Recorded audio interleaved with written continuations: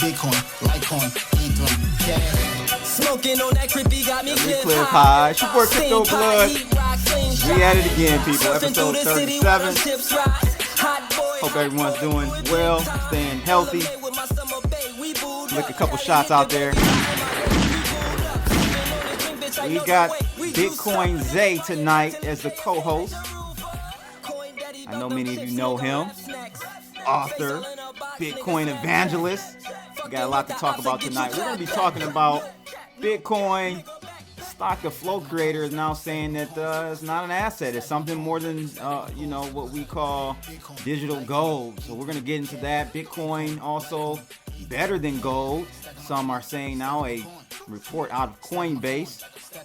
So they bring up some really interesting points, actually. And then lastly, well, we don't know what order. We're going to let Dr. Jackson pick which order we're going to go. But is Michael Jordan the GOAT of all sports?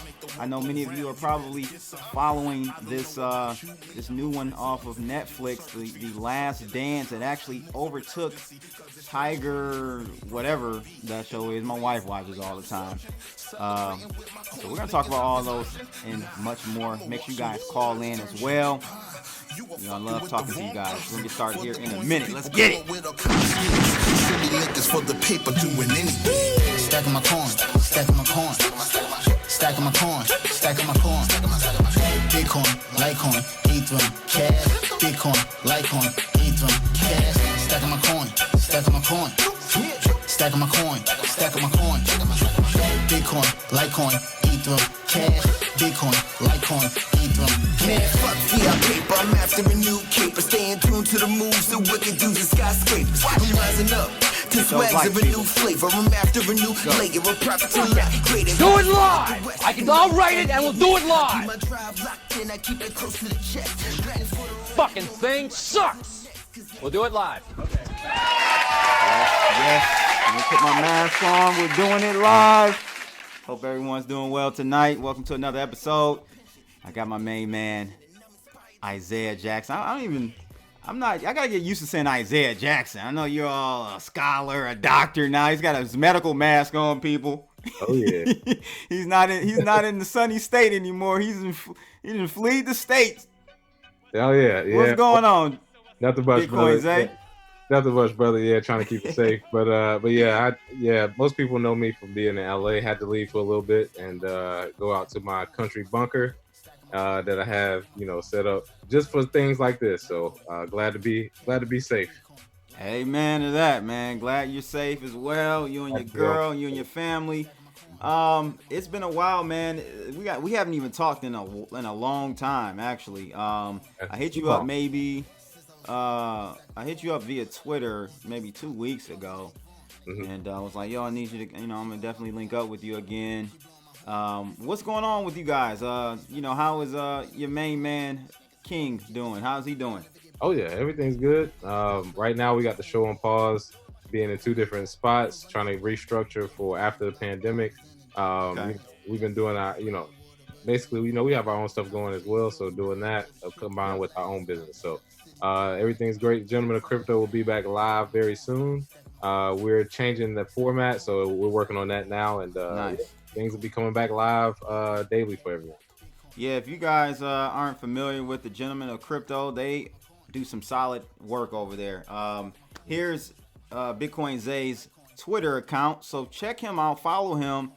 This guy is legitimate, people. I mean, he even got Jack Dorsey, the CEO of Twitter, shouting him out. So he's got to be official if Jack Dorsey is hollering him out. Tell us about this book, man. I came out to meet you and get my book signed in Chicago. Yes, Bitcoin in Black America, man. Oh, yeah. Tell us a little bit about that. Where can people find that as well? Oh, yeah. So you can find it on Amazon, Bitcoin in Black America. Just search it, or bitcoininblackамerica.com. The book itself is something that is sort of a bucket list thing. I wanted to write it for our community. Anyone who's in Bitcoin knows it's for everybody. However, I wanted to make sure my community had something to read that was focused on our economic problems as a group. And that's where Bitcoin in Black America came from. After years, being in Bitcoin since 2013, me and you, we've been in a long time now. Yeah. So we've definitely come across a lot of Black people who are interested but don't have the information available. I just wanted to provide a resource there. So they seem to always get into the, well, I won't just say black people, but all people. It's a big group of people that just, they see crypto and they end up going the wrong direction. They go into like the, I don't know, BitConnect direction, the MLM direction. It was even some MLM people at the book signing. Yeah, exactly. And I was just looking at you like, oh man, not again. Yeah, not again. Well, see, that's the thing. Like I said, we've been around. We've seen people try to get us into all sorts of things that aren't really Bitcoin. It's right. a level marketing scheme that uses Bitcoin. So we've seen that before. So we both were kind of on the same page there. But at the same time, I mean, it's an industry that makes money, so you're gonna have those people. So yeah, you are absolutely. But it's good that that black community. I just wanted to make sure I had something that addresses our needs directly, so to say. Yeah, man. We seem to always be at the tail end of anything economic based or related, right? I mean, we always head in the show when it comes to fashion, entertainment, moving the culture. But when it comes to building wealth, we seem to be last in line. Oh yeah, yeah, and also in the tech world. In the tech world, absolutely. One thing I write about is that we missed the internet boom. There were a lot of black people who were like, I don't. Internet's not anything. They didn't invest in any companies. They weren't building websites. There wasn't that many developers, and we missed the boat on that. So this is what I in my mind presents an opportunity for us to have the economic equality we want without having to ask the government to give us money. Because to me that shows weakness. We have the mentality, we have enough intellect in our community to simply take over an industry that's going to be the future anyway. So how do you feel about reparations? I've never been a huge fan of it myself. I mean, I understand we should, something we should get, but I'm not sure in 2020, that's the right route for Black America to go, to be asking the government for anything, for any type of handout. Though we do need, not need it, but it's owed to us, right? But absolutely. I don't think that's a route. Yeah, well, see, this is my thing. It's like you just said. I believe it is owed. Reparations have been given to all types of groups of people. Native Americans, who I have Native American heritage, so I know firsthand. You have Asian workers who were done wrong, Jewish people. You have all types of communities who have been given reparations. So it's possible. Plus, we just printed like $6 trillion. The money's there. The problem is, like you said, getting it to go through, asking for it, going to the government to do it. It's going to be slow. There's going to be so many strings attached. It's not going to be beneficial because it's going to pump more money into the economy. It's going to cause distrust from other communities. I mean, it'll be a whole media circus around it. Well, you know what else, bro? And I was talking to friends about this, man. I think, and I don't know, if you are even on one side or the other when it comes to political parties. I think it kind of does divide and conquer all Americans, not just black people, but all Americans.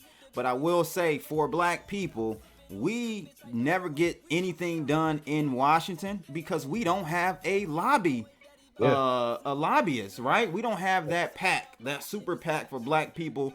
That money, unfortunately, money buys votes and power in Washington, and we don't have that in the black community. Oh yeah, or as I call it in the book, leverage. We don't have leverage. What are we going to Washington and asking for when they're like, all right, so what exactly is going to happen afterwards? Nothing. We just want it.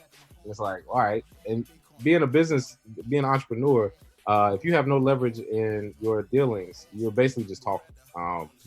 People can listen to it because it's the political realm, but in the business world, if you have no leverage, most business meetings will be over in 10 minutes. They'll be like, all right, what are we even talking about here? Like, what? Right. Who's this person? But in the political world, they let you talk, they let you get it out, and then just to tell you no over and over.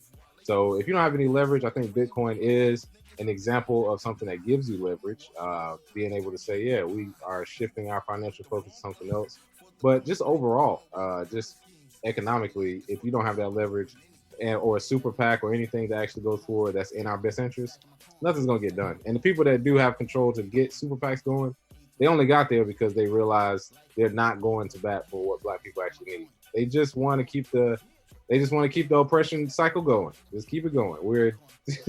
We always beaten down. We always struggling. We never do anything right, according to politicians. But that's how they keep it. Hey, but we, in general, I'm painting a broad brush, but in general, we just give our votes to Democrats all the time. And I like you asked earlier, I'm not political. I think both sides do divide. I've been alive 31 years. I've seen 4 presidents. Economically speaking, none of them have affected anything I've done because no matter what happens in the world, somebody's making money. Just find out what it is and be one of those people. Right. Money is just a means of transferring wealth. Yes. Right. So if I do XYZ for Zay, I'm going to get paid, and I'm giving him that good or service in exchange for a medium of that, and that medium is money. Right. I may not want his Puma jersey in exchange for me doing a website for him or whatever. Right. So if people start understanding that concept, yes, don't matter who's in office, doesn't matter who the president is at that time and point in history. You can make money. You can make yourself valuable out here, and we just got to learn that. I think focus on local politics too. That's what I would say. Say that again. Focus on local politics. That's true. That's why I would say when people ask about politics, I'm like, the reason I don't care as much about national and state is because they have a broad stroke whenever they do things. Locally, if you can get to know your mayor, you'd be surprised when people don't know their mayor, they don't know their local alderman, they don't know city council, they don't know that's really what affects their life. I mean, the average person spends 80% of their life within 5 miles of their residence. So if that area is good, most of your life will be pretty good. So focus on local politics, make some money, and don't worry about the noise with big politicians. As you can see, they're both crooked and both full of shit. That goes for everybody. Before we get started tonight, Zay, man, how did it feel to have Jack Dorsey tweet you out? What was that back in what? What was that? February, I believe. March, February, something. February, something like that. Well, it's been a blur since then, simply because the attention it got kind of elevated everything before this pandemic. But it was great because of the situation that happened around it. For one, no, I did not reach out to Jack Dorsey and say, "Can you promote me?" I've never paid anything, never done any marketing, so this was completely random. But the day that it happened, I had taken a 8-hour bus ride. I had taken a 5-hour flight. A 2-hour flight, then another 5-hour flight just to get back home. Get on the bus to get to the lift, and my phone, I turn it on, and it literally dies in like 5 minutes just from messages. And I'm like, my phone is never flooded with messages like this. Look on Twitter once I get to a charger, and Jack Dorsey shouted out the book, and I was like, wow. Or shouted out the interview and led to the book. So it's been crazy since then. I've gotten some good feedback from a lot of people who have never even fathomed that the Black community would jump into Bitcoin. But if you want massive adoption, you're going to need all the communities involved. So I just figured we should get ahead of the curve, write it. And I'm glad Jack Dorsey shouted me out. I was supposed to be at Square doing a presentation April 1st, but because of the pandemic, wasn't able to do it. But we'll get that rescheduled, and I'll make sure I let everybody know. Shout out to Jack. Yeah, bet. That's nice, man. Good to see him recognize good work, and a person who's really, like you said, we've been in crypto since 2013. We're not new to this, right? And so it's just great to see you finally get some justice and some recognition for the work you've done in this community for all people, but primarily, and we're trying to get our Black people involved more here. So hopefully that you can do.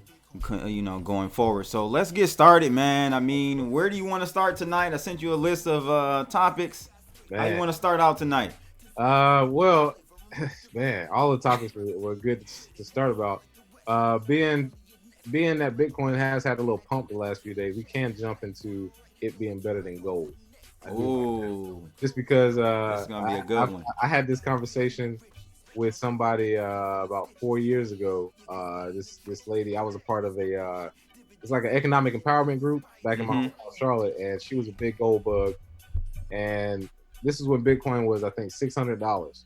And I tried to make a bet with her. She wouldn't take it. I honestly tried to make a bet. I was like, look, you buy $600 worth of gold, I'll buy 1 Bitcoin, and whoever gains the most in the next year, I say a year, but it could be any time period since then, winner takes all. She wouldn't take it.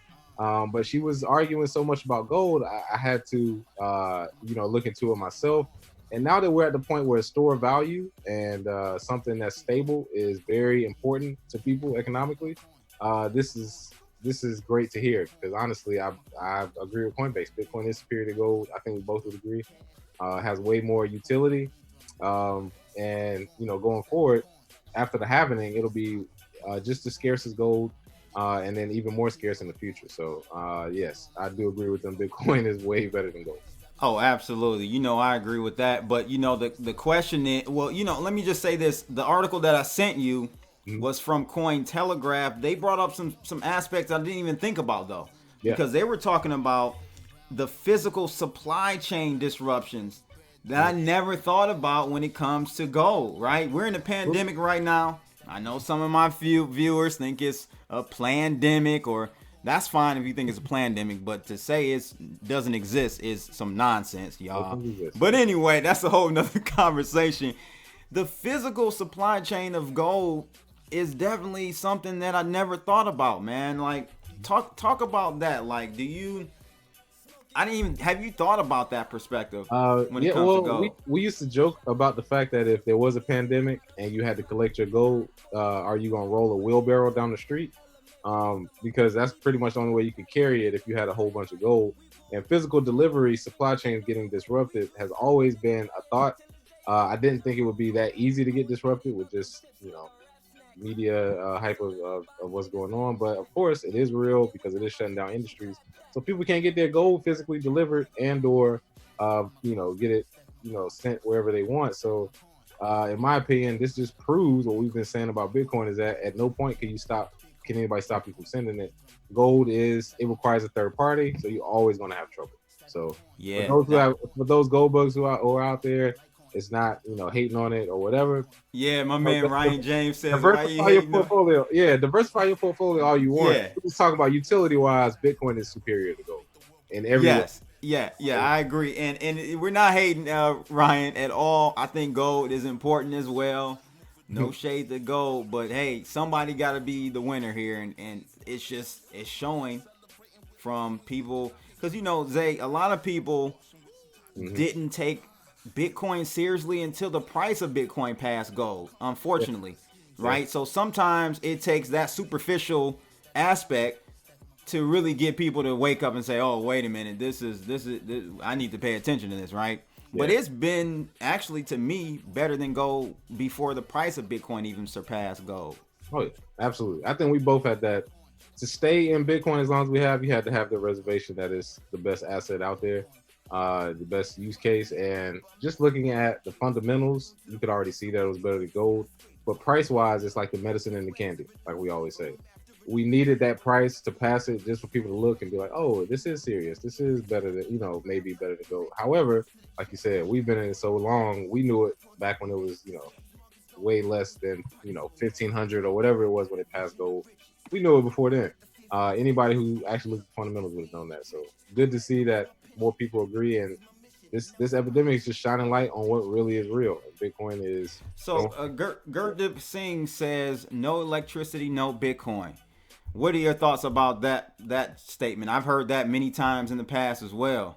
Oh yeah, well, two things with that. One, that's not true because there are Bitcoin solutions that use satellite and also GoTenna. Low frequency.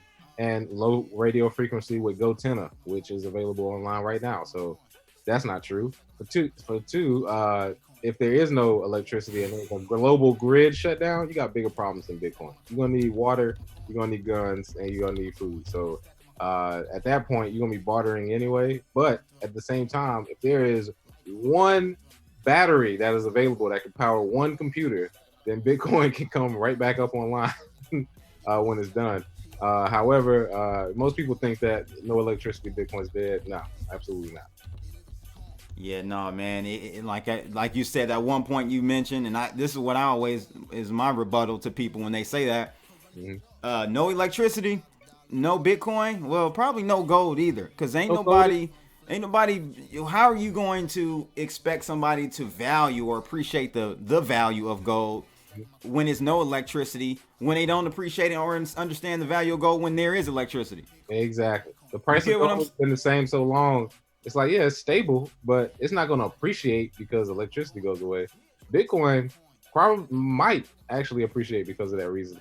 What else would you pay with? Well, not only that, if I go down the street right now, I just go to a random person. I walk up to them. I saw someone do this exercise with, I think, silver years ago, and it really went viral on YouTube. But if I go up to someone and say, how much is this, 1 troy ounce of gold? How much do you think this costs, or the value of it? They're gonna say something way lower than $1,700, because a troy ounce of gold is really small and really thin. Yep. People don't know the value of gold. So, in my opinion, when you have a scenario, if you have a scenario, hopefully we don't, where there's no electricity, gold is not going to be your go-to. It's going to be guns and bullets and food. Yeah, you got way more to worry about, buddy, than Bitcoin. Man. But also too, with the gold thing, it is funny people bring it up in those epidemics. Whenever that happens, the use case for it or the price that it is artificial anyway, because the supply of gold is only as scarce as the people at the top make it. I mean, manufacturers can tell you whatever they want. Same thing with diamonds. The only reason diamonds cost a lot is because they tell you they have less. 10 Pound over there shaking his head, bro. 10 Pound waiting to get in the ring. I'm gonna tap you in the second, 10 Pound. Yeah, all of these prices are controlled a lot by future markets, unfortunately. Paper markets, but hard gold itself, it is scarce based on the fact that the earth is scarce. It is only so big, but how much gold is available in supply and how much you can buy, silver, a lot of those things, unfortunately, no. And Bitcoin has proven itself to be scarce, and with the halving coming, even more scarce. You know what? I had a guy on. You guys should go watch this video. I think it's public now, with a gentleman called Small Gold, ironically enough. But he's a very he understands it, man. And he's like, yo, horses used to be worth a lot back in 18 whatever or 1930, right? That was your mode of transportation. We no longer, and it was very valuable then. That was the only thing you could use. We no longer use horses unless you're what do you call them people? Amish, right? No one's using a horse today. It has value. No, granted, it has value, but it doesn't have the same utility as it did 100 years ago. Mm-hmm. You know? Yeah. So toilet tissue is probably more valuable than horses right now. Absolutely. And it's interesting in this article, and I'm gonna get my man 10 Pound in here in a second. He's a gold fanatic, I guess. Got a gold chain on over there. I see you shining. Let's look at this article though, guys, and it was interesting to see that the New York Gold COMEX and London Spot Gold had a spread of about 4.5%. This report from Coinbase stated because of the lack of supply chain disruptions that we're seeing with gold bars, right? So because you got to settle this stuff when you're talking about trading it over COMEX, and so it just kind of illustrates, or at least this article illustrates, that very thing. And I never thought about that. I'm gonna drop the link to this in the chat room for you guys to check out. But at the end of the day, I mean, look at this over year-to-date returns. Bitcoin, gold, S&P. Again, Bitcoin outshining everybody, guys. So I don't know what you got to say about that, 10 Pound. I gotta say that you're damn right about that. And not only that, there's a lot of gold that is being pretty much migrated over to blockchain supply chains. So yeah, man, like iron sharpens iron, bro. Metal sharpens metal. So when you come to think about it, like if it weren't for gold, Bitcoin probably wouldn't exist the way it exists right now, because computers need gold to function optimally. Your CPUs, your GPUs, your RAM sticks, literally all this is running on gold frequency, vibrating with gold. So I think gold is a product of Bitcoin, and Bitcoin is a product of gold. So it just makes sense for them to work hand in hand. Man, Bitcoin don't need no gold, man. Yeah, it does. Bitcoin needs gold. Bitcoin absolutely needs gold. Bitcoin only needs gold. It only needed gold to model its framework as far as how it distributed its coins, maybe, and the whole mining concept. But now that the network is running, right? It's been running for over 10 years. It's been secure. I'm telling you, man, without ASIC manufacturing, literally working hand in hand with these gold manufacturers, Bitcoin hash rates wouldn't be as high as it is today. Bitcoin needs gold. Gold needs Bitcoin. That's just the way it is. And also, I would disagree there with the hash rate thing because as far as building the computers using gold, they may use gold, but the price of gold that they use, that's the difference. It may need gold, but like I said before, it's not necessarily scarce. It's kind of controlled by people to make it seem more valuable than it is. Unfortunately, I disagree. Because it's valuable enough for it to be on the market and for people to buy it. But as far as stability is good, it's been the same price for 10 years. But as far as needing it, I don't know if Bitcoin needs it to work. Okay, it's been the same price for years because of the paper gold futures that you already elaborated on. But the metric tons is only at 190,000. Okay, like the supply is outrageous. How do you know? Because of the World Gold Council, literally just pretty much publishes. But yeah, So but the gold, Zay brings up a good point though. 10 pound. How do you know? I said we know for a certain. We know without a shadow of a doubt where we are with the supply of Bitcoin at any given time. It's math, right? So you can't get any better than that. That's pure transparency. Am I right? For sure, but once again, the World Gold Council literally discloses all the gold harvested, refined, and is stored internationally on an audit by audit basis. I'm gonna be honest. I don't believe anybody's audit from any of these councils that are financial, only because of historically they've either been incompetent or they've lied, because the financial market as we've seen it has come out that it has been controlled by corporations who artificially manufacture the price. So either they lied or they're incompetent. Either way, I don't want to deal with it. So even though the report came out, I understand, because like you said, that's the information you have to go off of. But they're fucking over everybody. So even if you are good at gold, and we do, I agree with you, we do need it to an extent. The price of it and how much of it is available, to me, that is something that is up in the air. You have the Catholic Church hoarding tons of gold. You have whole countries hoarding tons of gold. We don't know how much they really have. Even China, the reason we got off of the gold standard, they didn't believe us. The Bretton Woods thing fell apart because we kept telling them how much gold we had. And they were like, no, you don't. You won't show us your reserves. So even we've been lying so long, nobody knows how much gold is really out there. Even the UK had a report 2 or 3 years ago that they found fake gold in the vaults. That story got killed in like 24 hours, because if you have distrust in that, then that would kill the price itself. So even that was something that was confirmed. So in my opinion, I agree with you. Like I said, we may need it to an extent, but the price, how much does gold really cost? We'll never really know. Bitcoin, we know exactly how many Bitcoins out there. We know how many people have addresses. You can see the market activity, transparent. Totally. So I'm not saying. All right. So I'm about to flip the burden of proof on Bitcoin right now because of the fact that you're making some serious accusations here. How do we? All right. For instance, there was $2 trillion? No, excuse me, $2 billion of Tether just minted, I believe, this month. Technically last month. Excuse me. How do we know that all that Tether is actually really being minted on a 1-to-1 basis ratio to inflate the price of Bitcoin? We don't know. We don't know Tether's float. The last audit was around 70% was backed by, which is a hell of a lot better than these banks, which is like 1%. Of course. Yeah. Fractional reserve banking. Of course. Yeah. But, so it doesn't matter how much. On that side, at the end of the day, they still gotta buy one Bitcoin for one Bitcoin. So I don't care what they're doing. I know exactly what's out there on the blockchain when it comes to Bitcoin or any other the altcoins. I would say, unfortunately, right now in the speculative market, the printing of Tether to some people affects the price of it going up. They think it's inflated. They think it's too much. Whatever.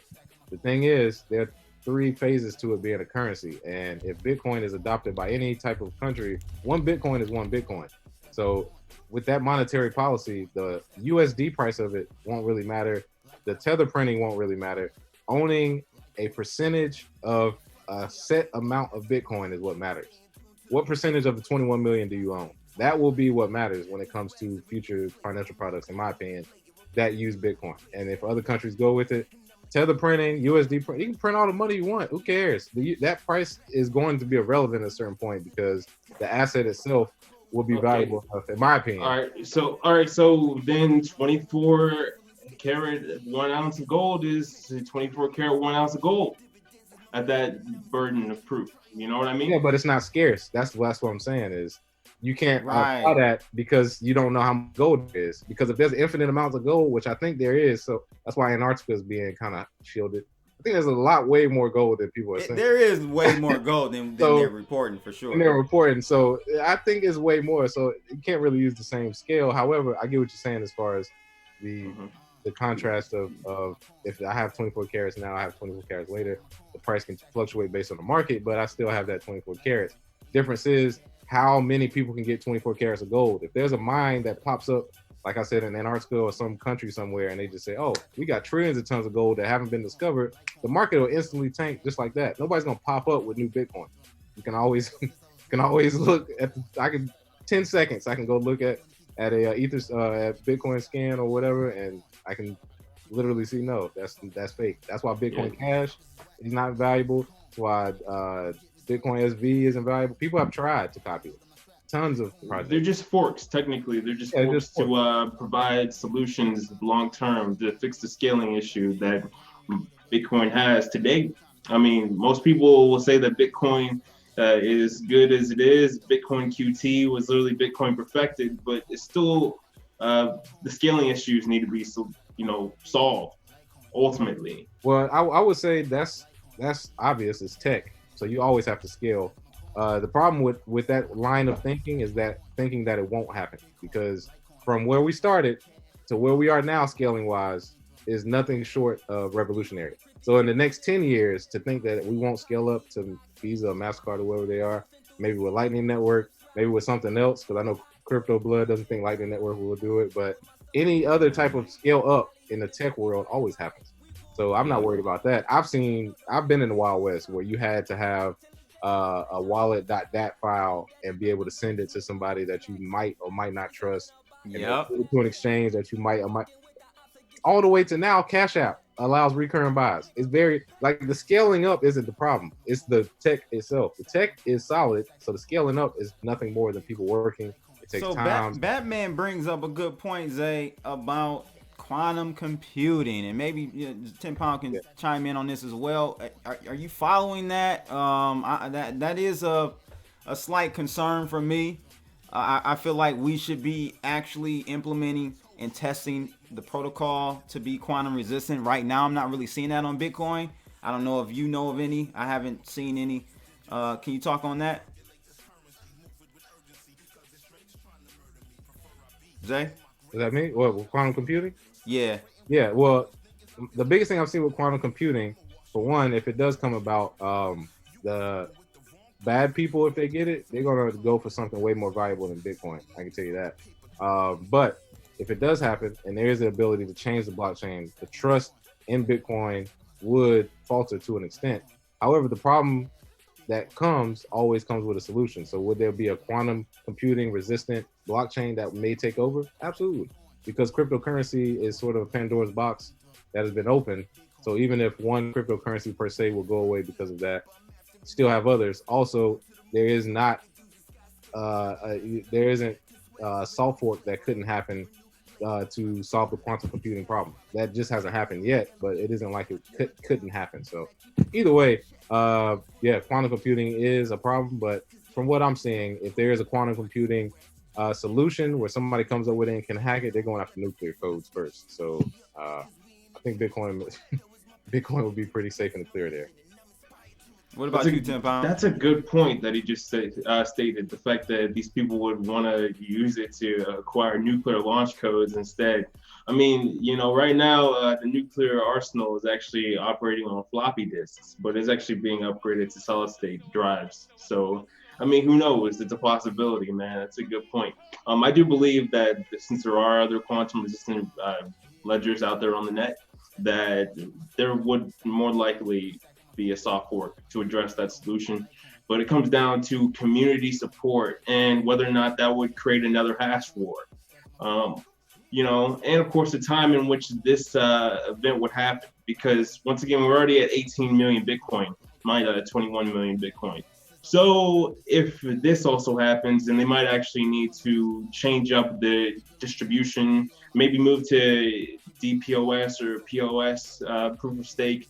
The networks are going to have to evolve eventually. So, yeah.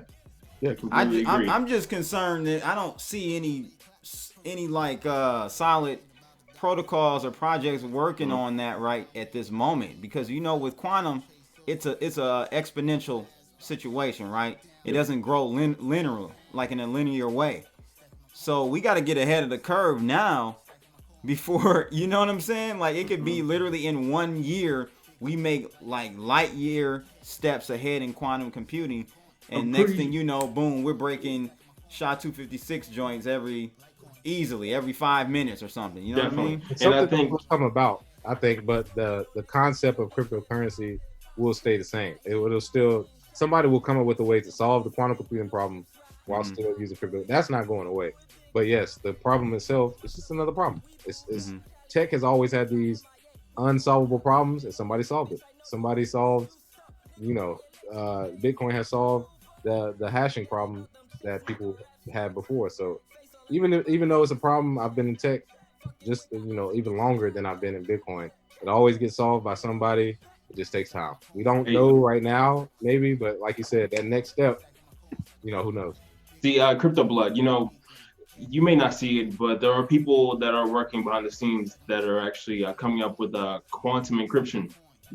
So yeah, they are. No, I know. Yeah, I know there are blockchains and what do you call it? Consensus algorithms that are quantum resistance already. But I'm saying on Bitcoin itself. You know what I mean? Course, I don't see like Blockstream or any of these major movements or groups really working on that right now, and I think that's important, man. That really is, and it could be it could really hurt Bitcoin, in my opinion. It could really hurt Bitcoin if they don't jump on that right away.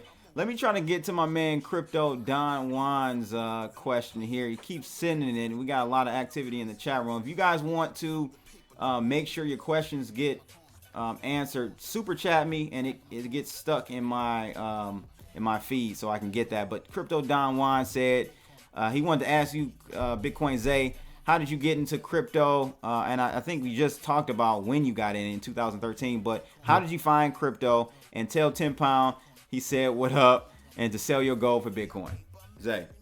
All right. So I got in 2013. I had an old roommate right after college who worked for a bank, which oddly enough came home one day and was like, we had a meeting about this thing called Bitcoin. I was in IT at the time. I was teaching, and he was like, I don't have any idea what it is, but it's in tech. You might understand it. I looked it up.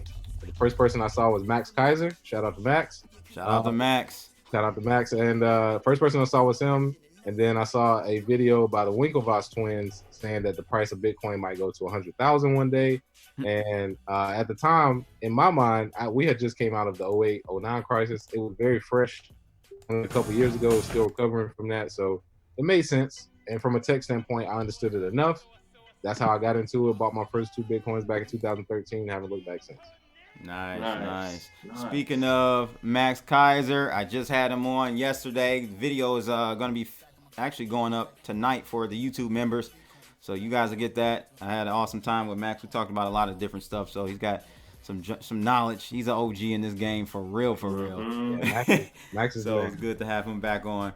But the one other aspect that I wanted to touch on, and it was pertaining to Bitcoin, fellas, is this new I guess you want to call it like upgrade to his assessment of Bitcoin's value and what it actually stands for. My man Plan B, Mr. Plan B on Twitter, the Stock-2-Flow guy. I know many of you know about that whole modeling. He's kind of adjusted his you know what, to me it's like just nomenclature. It's just semantics to me, but he changed it. He's saying it's no longer an asset, it's something new. He basically said the first stage of Bitcoin, it was a toy. And I can agree with that. Back then, I wasn't even in Bitcoin at that point when it didn't even have a value. People were just playing around with it, testing it out, seeing how it was working. And then he says the second stage is when it hit parity with the dollar. That was, again, before my time, but that was definitely a big milestone. And then the third phase was, increased adoption, and Bitcoin and we talked about this earlier, Bitcoin Zay, Bitcoin reached and surpassed the parity of gold, its price. That was a milestone for sure. And he's saying in this fourth stage that the status of Bitcoin is much higher. It is far beyond the concept of e-cash and e-gold, as it is now a financial instrument. It is also something totally unprecedented in terms of global financial assets. Plan B will not be surprised if a doomed nation decides to utilize Bitcoin for cross-border settlements. What are your thoughts on that, Bitcoin Zay? Yes, so I agree there. Like I stated earlier, I believe in the future there will be a nation state somewhere that uses Bitcoin as either cross-border settlements or as reserve currency, which will change the financial industry forever, simply because if they are valuable enough as a country, or if they have valuable crops or whatever they trade with, people will have to convert to that. So I think that is a possibility going forward, and I think it will happen. And just for those who are watching, if you want to know what that kind of sounds like, we always joke, if one Satoshi is $1, you would basically have millionaires out of people who can buy 25 cents worth of Bitcoin. So that's how crazy it could get if there was that sort of nation state that took over and they had cross-border settlements and that's all you could do. So I think it's possible. One of the things is we don't know about black swan events. This pandemic was a white swan event. We knew it could happen, and then when it did, it was like, oh, what's going on? So if we have some sort of black swan event that prevents that, maybe. But if not, I think that is a possibility. I'm actually looking forward to that happening myself with Zay. Really, I believe that it's going to be either Liechtenstein or it could be Liberland. Or it could be Liberland. Where you get Liechtenstein? Liechtenstein is literally poisoning themselves to be literally a European hub for blockchain commerce right now. And if you don't believe me, look up LCX. Is Liechtenstein in the EU? Is it in the Euro zone? I mean, as far as the currency, do they use the Euro? I believe so. I'm not entirely sure about that. If they do, they will never adopt. And this is why I'm telling you. They got a loyal government, man. Listen, bro. This is why, because Estonia tried that. I know Zay probably remember. You probably remember too, 10 pounds. Yeah, I tried it. Yeah. Yeah, Estonia tried to go that route, and they actually got blocked by Mario Draghi, who was the president of the ECB at that point. If you're part of that gang, if you sold your soul to the ECB, they're not letting you do it. So it's got to be a country that's not a part of the ECB. Of course, the United States ain't gonna do it. I don't know, man. Personally, it's gonna be. Yo, what about Liberland then? They have a shot, but their only protection is a country that is part of the EU. So they could do it as their own faction, but their big brother, so to say, that's right beside them is a part of the EU. So that could get kind of sticky. They could try it. I mean, what I think will happen is there'll be small communities that adopt Bitcoin, and then states and countries won't have a choice. It'll start with people. That it has to. It can't be some big grand our state is going to do. I think it'll start with small communities. Like, you know what, this is working better in these places, and then it'll go from there. But it could be some distressed company. I disagree with you guys, man. Like Venezuela, it could be like Venezuela, distressed, and say, let's go with Bitcoin. But they try to do their own crypto. That's where they messed up. But see, that's a prime example of why I don't think a country is going to do it, because Bitcoin, and this even relates and applies to gold, because we don't know exactly the float of gold, but we have a somewhat idea in the market. At least that's what the market recognizes. But just like with Bitcoin, if they go that route, then they're kind of forced to be more what do you want to call it, fiscally responsible, right? There's no more printing. If I gotta back everything by one Bitcoin, or you got the people who are doing illegal shit want to keep it illegal so they can make more money. Yeah. You don't want the transparency of Bitcoin to be on your money. I see what you're saying, but there are ways around it. And that's one thing I will say is Bitcoin could be used by a country, but then they could say we have a private blockchain for blah blah blah payments. Yeah, CBDs, central bank digital currencies. Exactly. Yeah. So that's what I'm saying. They could say that, like, all right, we don't, in our minds, that transparency shit is good, but for our real transactions where we want to get stuff through and we do what we do, then yeah, central bank CBDCs will probably be still around. I don't think they're going away. I mean, too much money's been put up. See, here's the thing. If you look up lcx.com, literally, you will find, a great project where, based out of Liechtenstein, they have a head of operations where they're actually going to be trading cryptocurrency, and they also have a trading desk that integrates with 15 different exchanges with a smart trading algorithm, and it's literally like, I'd say the meta of buying and trading digital assets. And this is all based out of Liechtenstein, so you can find the leader of this project, the CEO, next to the prime minister of Liechtenstein, and they actually have a loyal government, they're actually trying to operate and see this come to fruition. So yeah, no, I feel you, but like I said, if Liechtenstein, and I'm not sure because I can't remember how many countries are in the ECB. Mm-hmm. I want to say, God, I can't remember how many, but I don't know, man. If they're part of the ECB, it ain't happening. It ain't happening. I was gonna go to the caller, but they hung up. I don't know why. We're talking here, so you gotta wait a minute if you're gonna call in. Call us back if you want to talk. That one caller. But yeah, man, where do you want to go from here, Zay? I mean, we got a couple more subjects on the table. Well, we jumped into the Bitcoin stuff first. I think we should go ahead and address the fact that the Michael Jordan series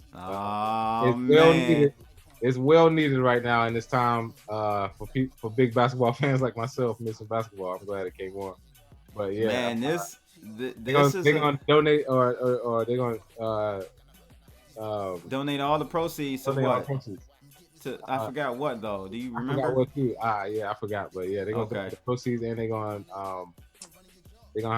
dedicate it to Kobe Bryant, the next one. So yeah, that's what I heard. As you guys see, episode I think 5 and 6 are gonna come on tomorrow. I'm not even a huge sports fan anymore. I'm gonna be honest with you. I kind of lost interest in sports many years ago. I keep a pulse on the NBA here and there. But man, this brought back memories, man. This Last Dance. If you guys haven't been watching it, you definitely need to check it out if you're somewhat of a sports fan. Even if you're not, it just kind of puts you in the mindset and behind, like in the head of the mentality of just a guy that's just passionate about excellence, in my opinion. Absolutely. So anyway, this article talks about how Last Dance overtook Tiger King as the world's top documentary, and it's well written, well organized. I like it so far. What are your takes on Last Dance so far? Oh yeah, so far the funniest part about all of this has been the Dennis Rodman aspect. Bad boy. Dennis Rodman was a wild boy. That's all. Wild boy. And see, what's crazy is in this era of social media, if Dennis Rodman did what he did back, could you imagine? Let's say Draymond Green, who's kind of similar in the way he plays, being in Vegas in the middle of the season during the Warriors championship run with Carmen Electra, and Steph Curry shows up to come get him out because he been partying too much. Like, that's what I'm saying. Like, that was what was going on in the 90s. Like, that's crazy to me. And also too, when Michael Jordan said he went into the hotel room and everybody was doing some sort of drugs. I mean, I feel bad for all those Chicago Bulls players from back then who right, because they still married with their family, yeah, and they were like, "Hey, it wasn't me." It was, hey, the wife gonna start, yeah, you know how women are, man. They start connecting the dots, like this was this year, and we were this, and we just got engaged. 7, right? All right, hold on. But when you was in Milwaukee, you wasn't out getting what I said. You was doing drugs in the hotel. Oh man, MJ's story is great. Like you said, it's great because like, if you want to know what greatness is, how adamant, how focused you got to be, MJ is definitely an example. He was a little crazy, but you kind of got to be great at what you do. Yeah, hey, 10 Pound, have you been following it? I know, actually, I have not. I haven't even heard of it until now, but that's actually a pretty good documentary. I do know that Michael Jordan, though, I actually got a Jordan shirt on right now, bros. Okay. I kid you Okay, no I see doubt. you. Yeah, I so see like you. I'm repping it, man. Nonetheless, so like the guy, he's got that like psychopathic tenacity. He's Yeah, psychopathic. no Absolutely. doubt. And like Absolutely. I respect his work ethic, that his drive, and like what he's done for like the planet as a whole. You know, he's pretty much the Michael Jackson of basketball. And the fact that like this is coming out right now is a testament. And the fact that he's also donating the proceeds to another testament. The guy is a African American hero, to say the least, right now in these times. I don't know. You- We got to talk about that part. I'll I say- want to, but I He's want a to get to hero. crypto. He's the hero that's black. He's not a black hero though. He's not a Hey. black. But he's There a you hero go, that's Zay. black. He's not a black hero. He's just a hero that happened to be But black. I mean, Mhm. that's the thing though. I don't have any problem with what people do with their money. But you just can't get hero out of me if you don't do certain things. But he is great. He is a great black athlete of all time as far as hero. For what he's done, absolutely financially making it Mhm. long term being good. You can't front on that. Mhm. But as far as being a black hero, that means he's done things that have supported the black community directly. Haven't seen that, but you can't tell people how to spend their money. I don't care that much. You can do what you do, but No, it's got to be genuine. And I'd it's rather got to be genuine. I wouldn't want it anyway. If people- Right. So my man Crypto Don Juan hit me with a 50 piece. He said after Bitcoin hits hundreds of thousands of dollars, what's on y'all radar to continue this financial freedom journey? I'm gonna start with you, Bitcoin Zay. So a few things you can do without getting rid of your Bitcoin per se, going forward to gain money on it. I have seen that the DeFi market has moved. Some people are using their Bitcoin to loan out and make money off of that. That is one way. Another way is to hold for long-term savings, because even if you supposedly make thousands off of it or make hundreds of thousands, we don't know what the future holds. 30 years, it could be worth millions. Who knows? So that's another thing. You could also leverage the Bitcoin that you have in order to start businesses. That's one of the things I'm working on with the blockchain project, giving out loans via Bitcoin to businesses so that when they make money back, you can have equity. So there's a lot of ways you can use your Bitcoin if it gains that value. I believe there'll be a huge market for people who, for example, if you own one Bitcoin and it goes to 100,000, the ability to take out car loans, house loans, that stuff will be available because Bitcoin will be seen as a valuable An asset. and something that you can actually use as collateral. So if the financial market that we have now continues to an extent, it will shift because what's considered an asset depends on the price of it. And if one Bitcoin is the price of a house, then yeah, I think that's where we could see people who have Bitcoin get ahead, because then those will be the people that loan out money or have the assets to collateral that they previously may not have had. And that's why I'm so adamant about the black community doing that, because that is one of the biggest things that is unavailable when you are trying to get assets as collateral. So if Bitcoin becomes that, that's what'll happen. So that's what I see for the future. What about you, 10 Pound? I believe in DApps, so definitely building more applications for these financial instruments to be utilized outside of the financial sector. So whether that be wearable technology-based oracles, maybe even getting into the idea of doing events, live events to teach people what this means for society, because most people right now, they don't even truly understand what cryptocurrency is, what it does, and the capabilities of cryptocurrency. So more so educating the people, keep doing conferences, definitely spreading knowledge, and just more than likely creating more businesses as they elaborated on as well. So Yeah, man. Crypto Don Juan, I would say you got to look at all of these investments as a means to acquire more wealth, right? Even if you're a gold bug, it doesn't matter if you're in gold, in stocks, equities, at some point, there has to be an end game or exit strategy, right? So I think at the point where Bitcoin is at 100,000 or more, multiple hundreds of thousands, you want to take some of that money and start businesses. You want to grow your wealth, start, investing in real estate, all types of things, because you got to understand, there's one thing that's really critical to understand, people. Bitcoin is not a productive asset. So what that means is I can't necessarily make money directly from Bitcoin. I'm banking on it appreciating, right? Almost a greater fool theory, and it's fine because most things are that way. If you're investing in a stock that doesn't pay dividends, you're basically in a if you just strip it down, you're participating in the greatest fool theory as well, right? So I'm personally would say invest in real estate. That yields you, that's a productive asset. Companies, that's more risk. If you can start a business that generates revenue, that's a productive asset. So that's what I would say, man. You want to diversify your portfolio when you get that big bag in Bitcoin and cryptos, and kind of diversify it and make it more than what you have.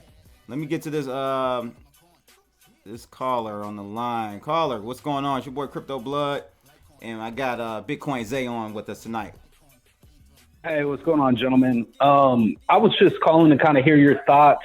I know with Zay, he's a big proponent of trying to get Bitcoin into the Black community and minorities in general.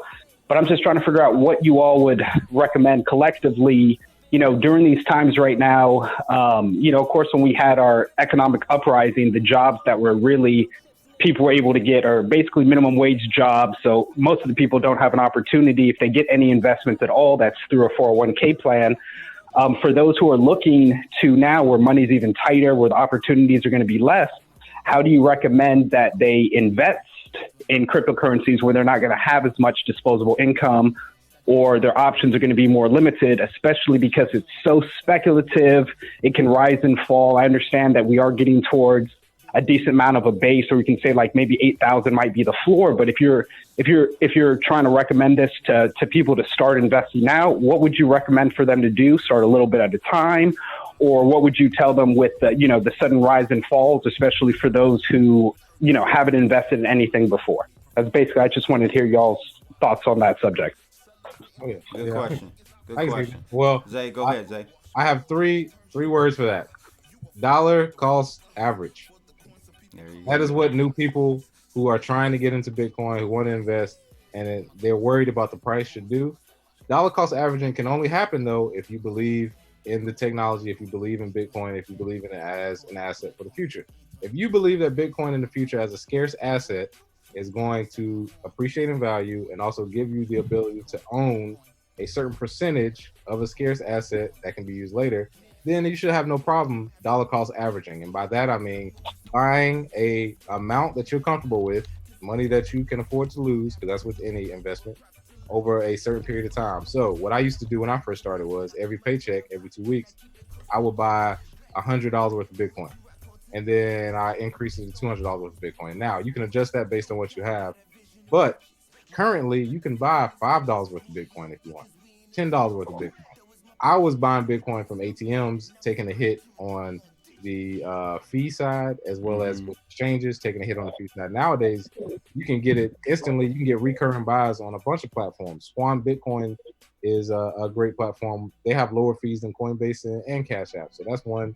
They just introduced recurring buys, which is available everywhere. So dollar cost average for new people, buy Bitcoin if you believe in it. Do not worry about the price. I used to joke, I had a beautiful head of hair before I got into Bitcoin because I was watching the price too much and I lost it all. So don't worry about the price. Dollar cost average. You believe in the project long term, stack as many sats as you can, so to say. Yeah, it's funny because again, going back to the interview that will be going live after this live stream, actually, for the YouTube members that are with me, supporting me. That's exactly what, of course, you know that, Zay. That's what Max Kaiser stacks sats every day, right? And he's a little bit you can get. Yeah, he mentioned Swan as well. So I'm gonna check it out. I haven't heard of Swan. I'm gonna check them out. Me and the CEO, we had lunch before he launched it. Corey Flipstein, which is his name.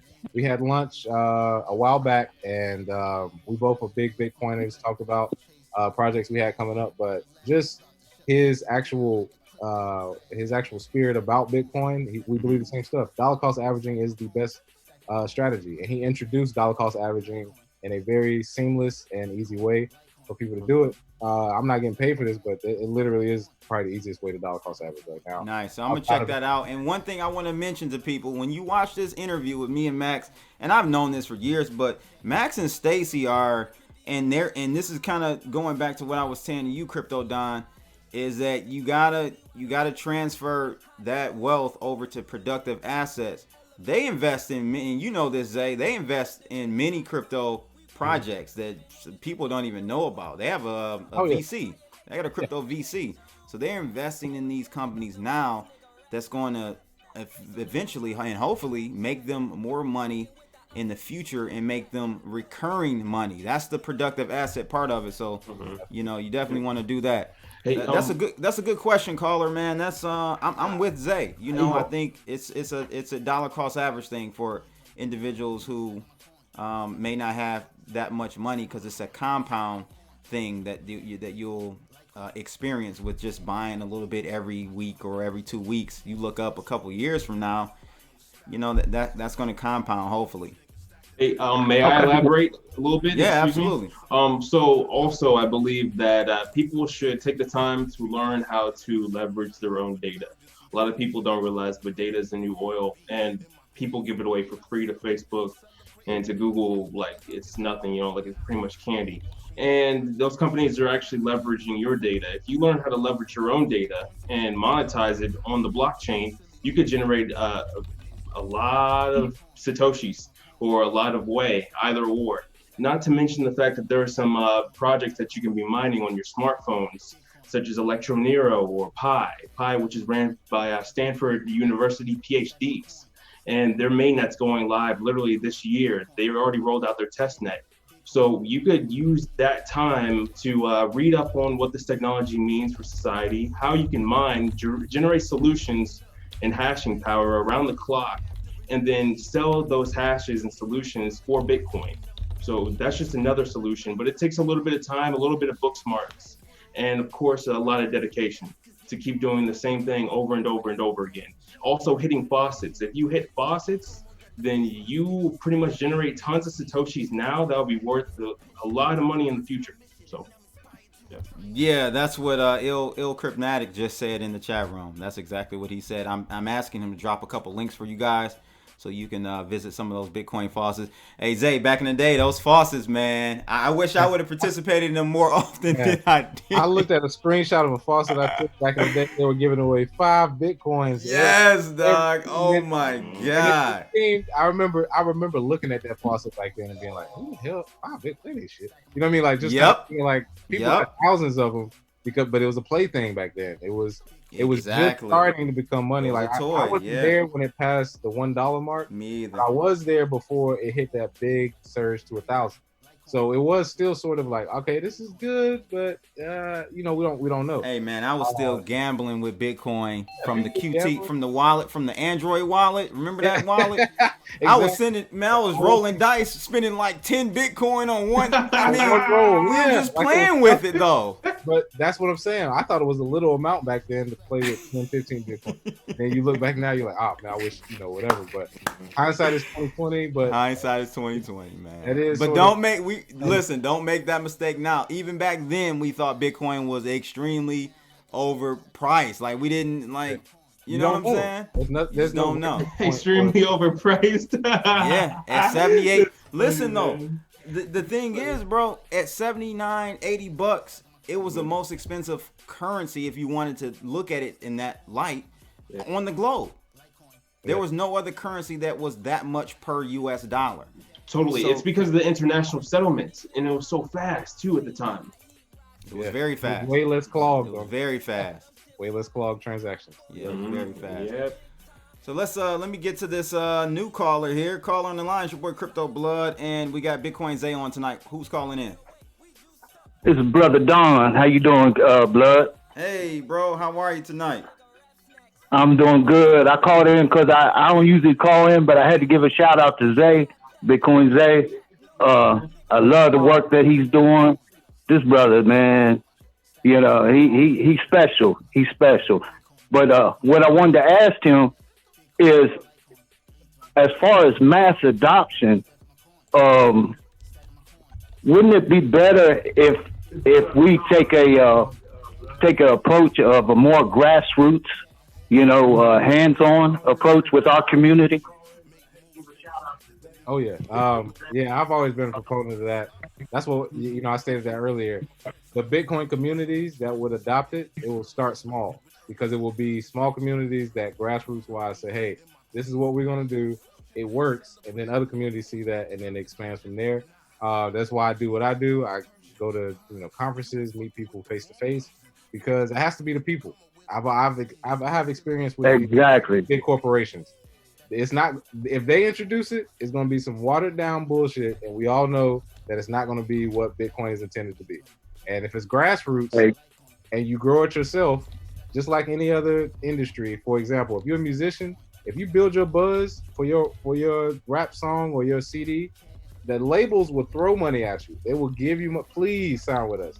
But if you go to them asking, hey, can you please give me money because I might be good in the future, then you're going to get shitted on. And that's exactly what we don't want to happen with Bitcoin, because as a grassroots movement, if you move to a point where they can't ignore it, people are going to have to throw money at it because they're going to realize, hey, I need Bitcoin as a part of my portfolio. I need it as a part of my business. I need it as a part of my strategy as a business owner or as an employee. So once that becomes the norm, you're right, grassroots will take over, and I think that is happening very quickly. I think we got a few more years before it's mainstream, but yes, definitely from a grassroots standpoint, we're starting to see that. Yes, sir, exactly, because I see like these different black organizations, they need to be like targeted. And now with all this stuff going on, right, bro, it's a perfect opportunity because people are in distress and their ears is more open right now, to solutions. You know what I'm saying? Absolutely. And that's just my thinking. You know what I'm saying? And, now's the time when they're going to be looking to survive and look for more alternatives than basically the norm. You know what I'm saying? Because we're so underrepresented in this space. You know what I'm saying? To me, at least I don't see it. And then I think that's one of the things, because I've always said you don't have mass adoption without black adoption. I mean, we just special. We set the trends. We do it. You know what I mean? Yeah. Well, I mean, we alluded to that to a certain extent. I think when it comes to technology, we're behind, right? So adoption on a lot of stuff hits critical mass before black people get on it. We're normally the ones that are, moving the culture, doing the new cool stuff, and that type of stuff. The stuff that really doesn't matter, or we don't monetize and make money off of. Yeah, we don't monetize. Or if we do, it's a very small few of us in the entertainment industry. That's where all of our wealth is concentrated. You get what I'm saying? Yeah. So gotta change that now. Yeah. Gotta change that. But you can't say it doesn't matter, blood. You can't say it doesn't matter, blood, because they target us. When people want something sold, where they go? Yeah, you know what I'm saying? Yeah, but we got to look at Bitcoin as a financial instrument. And so they don't go to us to hit critical mass on the financial instrument, because the money is made first movers advantage. They're not going to go to us to do it, to have that happen. You see what I'm saying? Yeah, but eventually it's going. I mean, I still don't see it. I don't see mass adoption without black adoption, whether it be America or globally. I just don't see it. I hear you. Yeah, we disagree on that one, but hey, I definitely appreciate the opinion, and a good question for Zay for sure. You got anything else for us tonight, Don? Nah, I just want to give brother a shout out that just keep on doing what you're doing, Zay. Love you, bro. Appreciate you, Don. Thanks for calling in, Don. Appreciate it, man. All right, so thanks for Don. Thanks for all the callers. You guys want to call in, talk about anything? We got to get back to this Michael Jordan subject, though. We kind of got back. I got a lot to get off my chest about MJ, man. First of all, yes, you hit it on the head, man. He is a black hero, not a hero for black people. That has to be stressed, I think, because and like you said, it's not his it's not his obligation. He doesn't have to do that. Yeah, but I'm just saying he never, in my opinion, represented the culture. And I was talking to my buddies about this earlier. MJ never did he, in your opinion, Zay, represent the culture? I think his shoes became a part of the culture, but Yes. him representing the culture, no, not with them big ass jeans and them hoop earrings. No, that is not a representation of the black community at all. He didn't even listen to rap music. He said it was trash, Yo, garbage in the so 90s. I don't know if you heard the During story. the golden era of rap, he didn't listen to rap music. We talking about the Tupac, Biggie, Snoop Dogg. I know, right? So no, he didn't represent it. But like I said before, there is no such thing as a one type of way to be black. So I don't want to put him in a box like he didn't represent it. But as far as culture on the broad stream, no, he didn't represent it. So Yo, I don't know if you ever heard the story of Jordan at a was it a pool game or some event? The party with Chameleonaire? Yeah, Chameleonaire came up. Chameleonaire came up to like, Jordan. Yeah. And what did Jordan say? Nigga, I don't know. I don't. He said, nigga, I don't listen to rap. I don't listen. Who the fuck cares about rappers? Get this guy out my face. I don't listen to rap. Right. That's Jordan for you, bro. That is Jordan. But at the same time, I mean, it's Chameleonaire though. It wasn't like Jay-Z walked up to Michael Jackson. Chameleonaire is known, but he isn't like. Yo, but still, that just sums up Jordan for you though, bro. Like that's Jordan. Silly man. Listen, I know someone who knows him personally because he works in the NBA or whatever industry or whatnot, and he said this guy Jordan is he's a mean guy, man. He doesn't like he just and you know and maybe I tried to look at it from his perspective. Constantly all the time for since the 80s, the late 80s, being bombarded by people. You know what I'm saying? Like, do you think you would get sick of people? Because he's one of those type of if he doesn't know you and you're not in his circle, he don't really mess with you at all. So what type of music do you guys think he does bump though? That's a good question. I mean, he probably in there listening to Anita Baker Prince before the game. Caught up in the rapture. I don't know what he listened to. I don't know. But it's amazing that he was that good and he never really listened to rap. But yeah, whatever. But as far as his meanness, I do have some stories about that. My mom worked for the Hornets for a little bit as a part-time job in the elevators, and he used to take the elevators up with like as the. And 2 years, never talked to her, never said hey once. And anybody she worked with, he never said hello, never. Nope. Not once. Nope. Seriously, the guy is an ass from what I hear. He has his ways. And then to second that, I have my mother's cousin who, you know, is one of her best friends, lived in Highland Park down the street from him in Chicago. Only talked to them once, even though they were the only two black families in the whole neighborhood. They tried to nothing. It was just like, no. I don't want to talk. Hey man, he's Black so Jesus. I've heard these stories way back, but the Chameleonaire thing killed me because that killed me. I mean, I didn't realize he didn't listen to rap at all, but he kind of solidified it with that. I was like, I don't care. Bruh, that was that's hilarious. Let's get this caller on the line. Caller, who's calling in tonight? Welcome to the show. Yo, it's Batman. Batman. Where's Robin? What's going on, blood? Yeah. Where is he? Yeah, where is he? Who knows, man? I need my Scottie Pippen. Where's he at? Scotty. Okay, let's have that conversation, bro. Scottie Pippen. We gotta have that conversation because many people say Jordan wouldn't be Jordan without Pippen. What are your thoughts, Batman? Yeah, I mean, but I think Jordan molded Pippen into like a lesser version of himself. You know, like you look at a lot of Scottie's moves and stuff, and he like molded his game after MJ. But in that documentary, he did say that he idolized Dr. J, and Jordan, resembled Dr. J a lot too with his hand size and ability to move the ball and athleticism. But yeah, I mean, it was a symbiotic relationship for sure. But yeah, I got a Jordan story. When I was in high school, I went to 5-star basketball camp. Oh, I used to and it was 5 stars too. Mm-hmm. Yeah, it was actually right after Jordan retired. Like I want to say, well, not right after, maybe like a year after.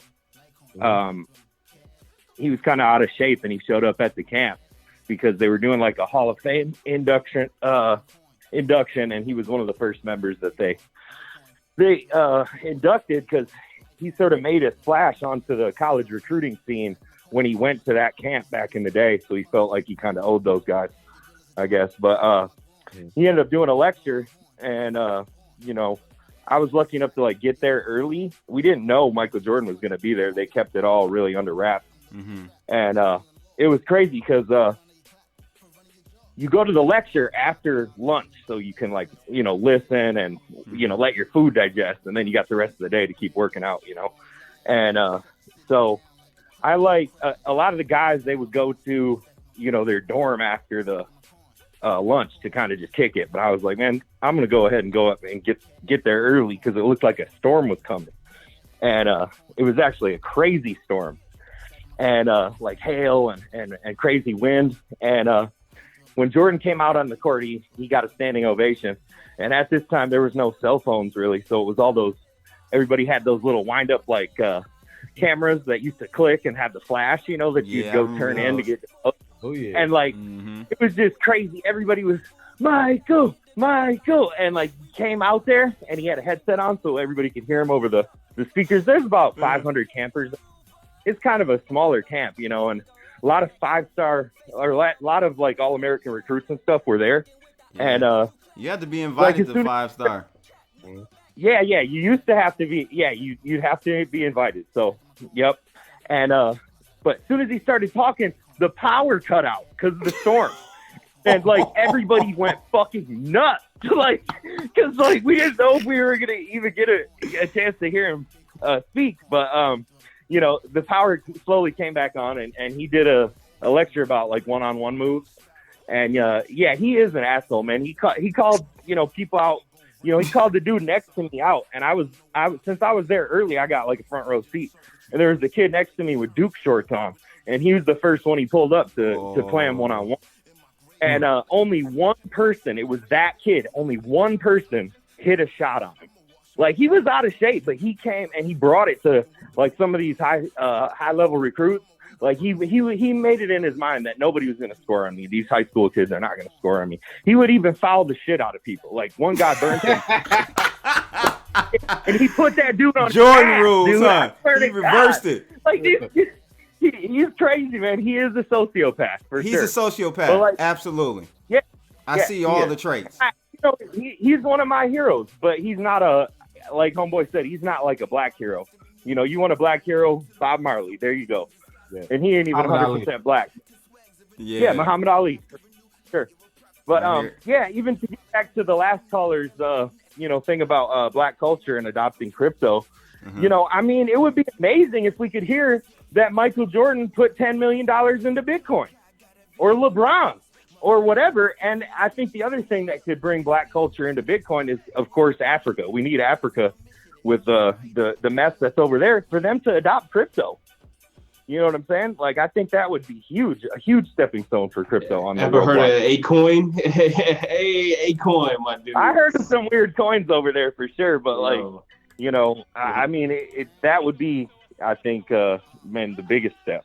But you got to understand, though, I think we got to separate and recognize Africa as that's not black culture here in America. Two totally, a lot of them, they don't even really like us like that, you know. So so you know, how do you see, or do you agree with the last caller though that crypto needs black culture to adopt it to see mass adoption? I don't agree with that part. Well, in order for it to be mass adopted, most people on earth are black and brown.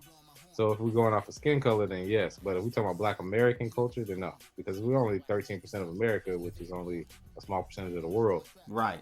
Talking about overall, in Africa, as far as African countries, most of the world is black and brown. So yes, that would be correct. But American, no. Batman, why would Jordan buy $10 million worth of Bitcoin when the dude turned down $100 million for a 2-hour appearance? Now, his sports agent didn't tell us why he turned it down, but I'm sure it was over some superficial. Like they wouldn't bring in. He couldn't smoke cigar. That's another thing, boy. He smoked cigar. Listen, this guy smoked 6 cigars a day.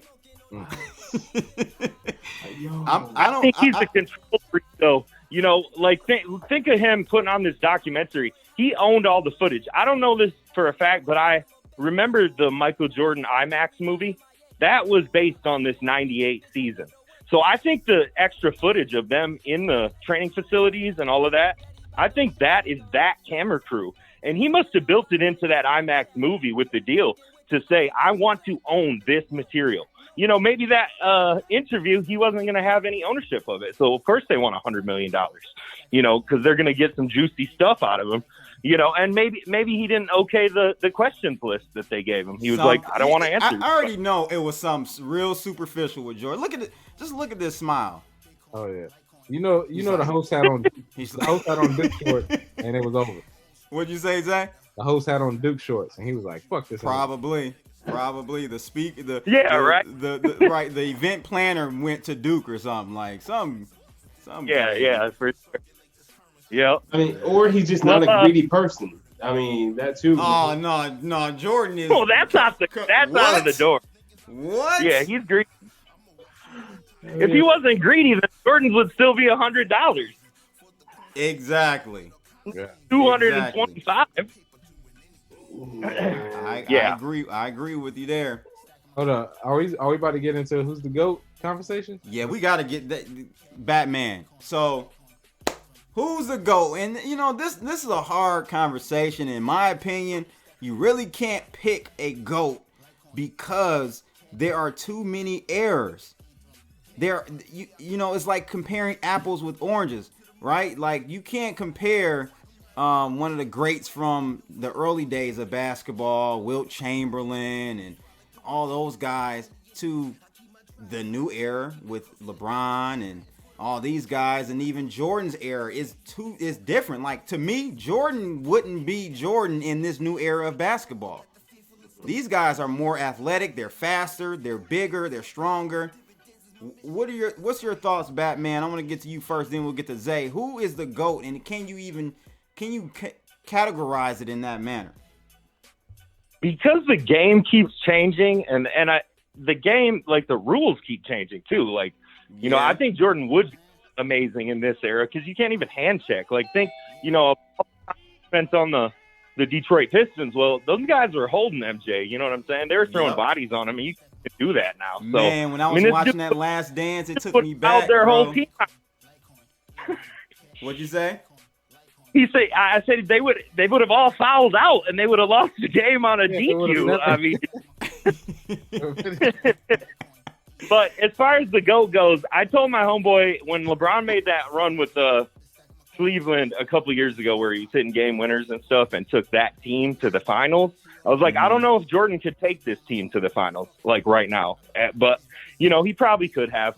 I think Jordan is the greatest winner. He's more of a sociopath and, like, will just do whatever it takes to win. And I think LeBron is more of, like, a team player. He's the guy that, like, I would rather be on LeBron's team because he's a good teammate, but I would rather be on Jordan's team because I don't want to play against him because he's crazy. Yeah, bro. Like I was watching some clips, man, and like people were literally, when he played, they were literally scared of this guy. Mm-hmm. Yeah, like he'll make you look bad. They didn't talk to him. They were scared to. It was crazy. Yeah. What's your take on the GOAT topic and that debate, man? I mean, it's hard to me to really quantify that. Well, three players. My favorite player of all time is Kobe Bryant, but he's not R.I.P. my favorite player of all time. The best basketball player of all time, because basketball involves scoring, rebounding, assists, defense, all that, is LeBron James. LeBron James is best all around, and then Michael Jordan is the greatest, the GOAT, because he has all of those skills, maybe a little less than LeBron in certain areas, but also the accolades and the everything that goes around it, sort of the, I don't even know what you call it, the intangibles. Because things like going 6-0 in the finals, things like bringing basketball global, things like jumping from the free throw line, winning the dunk contest, little intangible things that just put spice on top of your career. He molded. Jordan has, right. but as far as watching basketball, playing basketball at a D1 level, and seeing LeBron play basketball, he's the best all around of all time because he can pass better than Jordan. He can rebound better than Jordan. He's bigger. He has, at this point, a better 3-point shot than Jordan. Like he's on the. I respect that. But I'm talking numbers, but I'm talking the whole package. As far as I want to be like Mike, the shoes, the playing, the aura that he had, players being scared of him, the domination. He had Hall of Famers who didn't even see a ring because of him. Like they don't even exist. Ewing, Stockton, Barkley, all these players don't have a ring or any other. So all of that encompassing makes Jordan better. This guy was a grim reaper of rings, dog. And as far as today's time, what he would do, if I had to compare him to somebody today, offense and defense, he would be Kawhi Leonard with big hands. No, I'm talking about playing. Yes. Okay. Big hands, playing offense and defense, not being friends with anybody. He would be Kawhi Leonard with maybe a little bit more athleticism because he had almost 50-inch vert and he ran a 4.38 40. I don't think people realize how athletic Michael Jordan was. Right. Like he was the fastest person on the court and he could jump the highest. Now, of course, we got better athletes now, but he was doing what athletes now were doing in the 80s. That's why it was such a big thing. It was like, and one of my buddies brought up this point, which is a good point. We wouldn't have the player we have today if it weren't for Jordan, because he started that. He molded that era of athleticism in basketball the way he set the standard pretty much. He set the standard, exactly. Remember when he left? It was shooting guard heaven. Who named the best shooting guard before Jordan? Before Jordan? Probably Jerry West. What was that, 68? So I don't know. Yeah, I was. There was no shooting basketball. guard. NBA didn't start until Jordan was in the NBA in my book. But that's what I'm saying. And then when Jordan retired, it was Ray Allen, D Wade, James Harden. It was good. Yeah. So what you have is him starting it. But what I always like to say too is people like to bring up competition. That's the one thing where I would say Jordan was playing against some accountants and some plumbers. But he gave him 50. So it wasn't like he was playing on So that brings up this question though. Could Jordan be the caliber of player he was in the 90s in today's game? I don't think so, man. I love Jordan. Yeah, you know why? Because of hand checking. If you can't hand check, he would be like James Harden right now. He would draw fouls so easily. Because he was drawing fouls back then when they would let more stuff go. Now he would average 40 just off hand checking. Just because you can't do it, he could contort his body enough where you couldn't really touch him. And he does what I think LeBron should do more. He goes to the rack hard every time. Michael Jordan was going to the rack was unstoppable. But in today's game, he would have 20 free throws on top of what he did. So I'm not best shooting.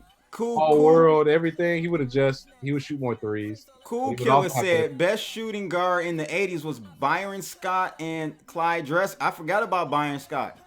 Yeah, but what was they doing? That was the same time as Jordan. Like Drexler came 1 year before Jordan. Yeah, the shooting guard point is a great point because you think of the good the star wing players that were before Jordan. It was Elgin Baylor, who was a 3, and Dr. J, who was a 3. So, Jordan being a 2, but he was kind of a 2-3 as well. So, but I think, the thing that separates Jordan from LeBron and makes him better is he's got more swag. He's got way better style than LeBron. LeBron is a nerd. Like, this is way more cool. And Jordan is way more handsome. It's whack. You say what? Exactly. You say what, Zach? Right. LeBron don't have any scandals. He don't cheat on his wife. Oh, no, bro. Hey, bro. He don't. No, he do, bro. I know some guys that. I'm sure he does, but you saying, but publicly in media, he don't have any scars media-wise. Well, publicly, no one knew in the media. No one knew Jordan was cheating. I mean, Michael Jordan was smoking cigars, gambling. He had yellow eyes all the time, so you know what was up. His dad mysteriously got killed. Michael Jordan had some stuff. That's what I'm saying. That's what. Because he was gambling. And he had they made him fit. Yeah, Jordan, I believe that they made it sit out a year. What'd you say, Batman? Yeah. I think, behind the scenes, they made Jordan quit when his father was murdered. It's alleged that it could have been over gambling debts that Jordan was unwilling to pay. And so I think to avoid a scandal, like Stern was like, we need you to sit out for a year, go play baseball, do something else. Like, because if you look into it, the NBA and the FBI had an investigation in Michael Jordan. There was a dude tied to the mob who had a check with $100,000 that was signed by Michael Jordan to pay him something. So and that the FBI intercepted that somehow. Like, I've seen the story before. They're like Homeboy was saying, that doesn't. Where's LeBron? Ain't got nothing like that. I bet Jordan's signature on the check is the jump man. Hey, all right, so here's another thing you guys are overlooking, man. The All-Stars, man. The Olympic All-Stars, bro. Like, seriously, they went to the Olympics, man. They crushed every single country, bro. Yeah, back when countries sucked at basketball. But I will say, if you got a USA team from today with Steph, LeBron, KD, they could match up with the Dream Team just fine. There's nobody on Dream Team that can guard KD, for one. And then Steph Curry is shooting threes all over Magic Johnson. Well, Magic Johnson is not guarding. So what I'm saying is they were crushing people, but it wasn't like the competition was there. We talking about players that were asking for autographs after the game. That's not competition. I'd never ask for autograph of a player after I just played them. But they were so sorry. They were like, please, Michael Jordan, sign anything. It takes back my country and make enough money for the year. So yeah, one man took Jordan's wrist. His wrist. I can't say that away. Hey, but Batman, I gotta get back to your point about LeBron being kind of lame and not having the swag. He reminds me of that cat like in high school that was lame, but he was like a good basketball player or athlete, and everybody just like dealt with him because he was the man in that regard. But he never. Yeah, I agree. Like, I don't know how many people really mess with LeBron like that. I don't know. Yeah, LeBron's problem is he's not feared. LeBron wants to be Jordan, but and that Jordan didn't have anybody that he wanted to be. Jordan was just being himself. You know what I'm saying? And Kobe's the only one that could pull off being like MJ.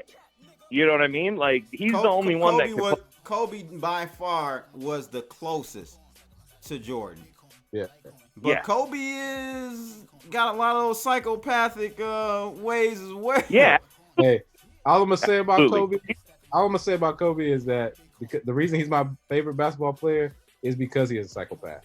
I love the fact that he does not like people. Yeah. I like my superstars to hate other superstars. I think that's the only way you can be a superstar. On that level, like where they play, you got to be crazy. All right, Batman, I got to get to the next caller, man. Appreciate the call in. And it's great, guys. All right, bro. Until next time, blood. All right, bro. All right, caller on the line. It's your boy Crypto Blood. We got Bitcoin Zay tonight talking about Jordan the GOAT or not. Let me know what's going on. Hey, how you doing? It's Rob from Hungerford. What's up, guys? I'm sorry, I didn't hear you, man. Hey, can you hear me? Yeah, I can hear you now. What's going on, bro? What you want to call in tonight about?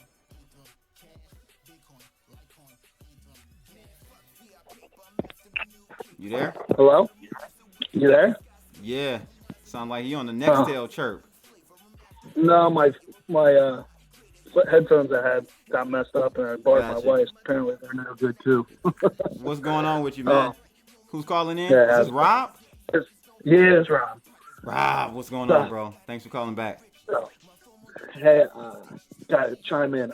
I think LeBron, like, what we forget about LeBron is, I don't think he's the greatest ever, but the pressure, you gotta think, he was the first guy that they started recording in high school. You know what I mean? The pressure that he was under from like the very beginning, and he was touted to be the next MJ, and he's not MJ, but he came pretty close. So that has to give him a little extra credit. Mm-hmm. But I agree. Like, he's the best all-round player, but MJ had that killer instinct, and I think that's what makes the difference. But I think Wilt was better than MJ. Is my opinion. Zay, what you think about that? Man, Wilt was 7-1 playing against accountants, like you said. Yeah, former accountants and plumbers and family men who just happened to be 6'7". Now, what I will say about Wilt is athletically, you can't take away his athleticism. He had a 40-inch vert at 7'1". He was dunking the ball so hard that he broke somebody's foot. He was an athletic person. He averaged 50 a game. All of that is great. What I'm saying is, he is dunking and jumping like JaVale McGee right now. Like, his athleticism is like on par with a regular NBA player. So all I'm saying is, if you put his athleticism, his size in today's game, all you will see is a little bit better than what I perceive as an alley-oop dunk. He couldn't shoot free throws. He couldn't shoot threes. He couldn't shoot jump shots.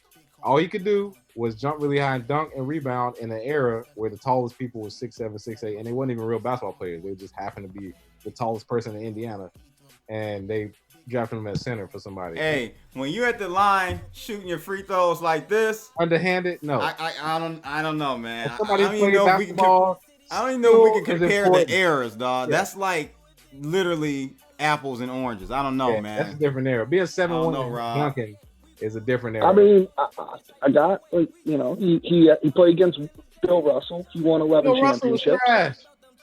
Bill Russell. But he played 11 championships. Yeah, on a Celtics team that had 8 Hall of Famers in a 12-team league. Bill Russell was garbage. He sucks on 2K. He averaged 13 points. He averaged 13 points a game in his career. He was a lefty who couldn't score in the post. He rebounded and scored every now and then. He had a slew of talent. The Celtics' whole championship facade is during a time where they had like 8 teams. And like I said, some of these dudes had regular jobs, and then they came to NBA games as backups.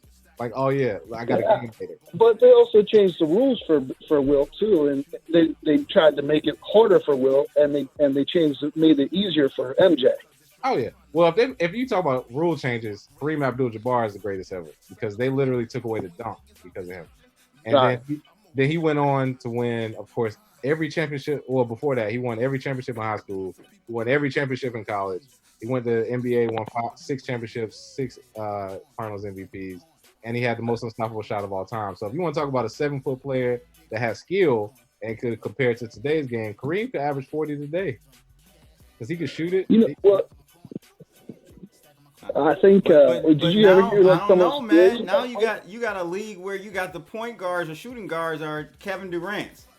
You know what I'm saying? It's just a different game, bro. Yeah.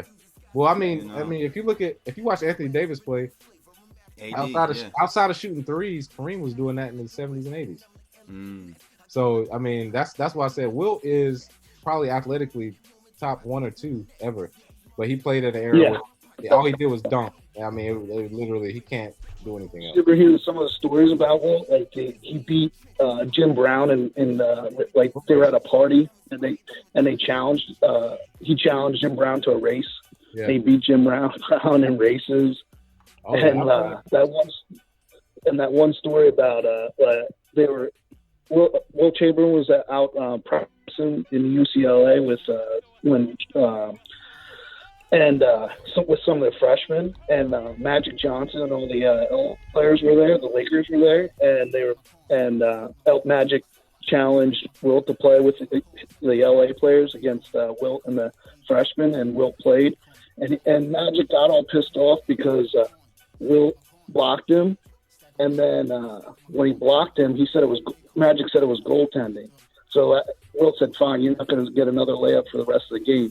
But he blocked every layup they shot, and Wilt beat all the Lakers with Magic.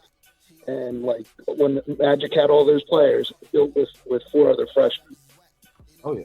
I mean, Wilt was pretty good. Freak. Yeah, he was athletic freak, did everything on the court as far as a center should do. The problem would be is, I mean, all he could do was dunk. Like, in the words of Charles Barkley, if you left him in the gym overnight and he couldn't dunk, he'd have 8 points in the morning. Hey, man, Donald Muhammad make a good point, man. He said Hakeem is the best center he's ever seen. That footwork.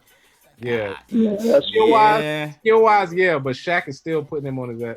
Fat Shaq is putting Hakeem on his ass. if I had to pick a center, I think I would. 92. I think I would take Shaq.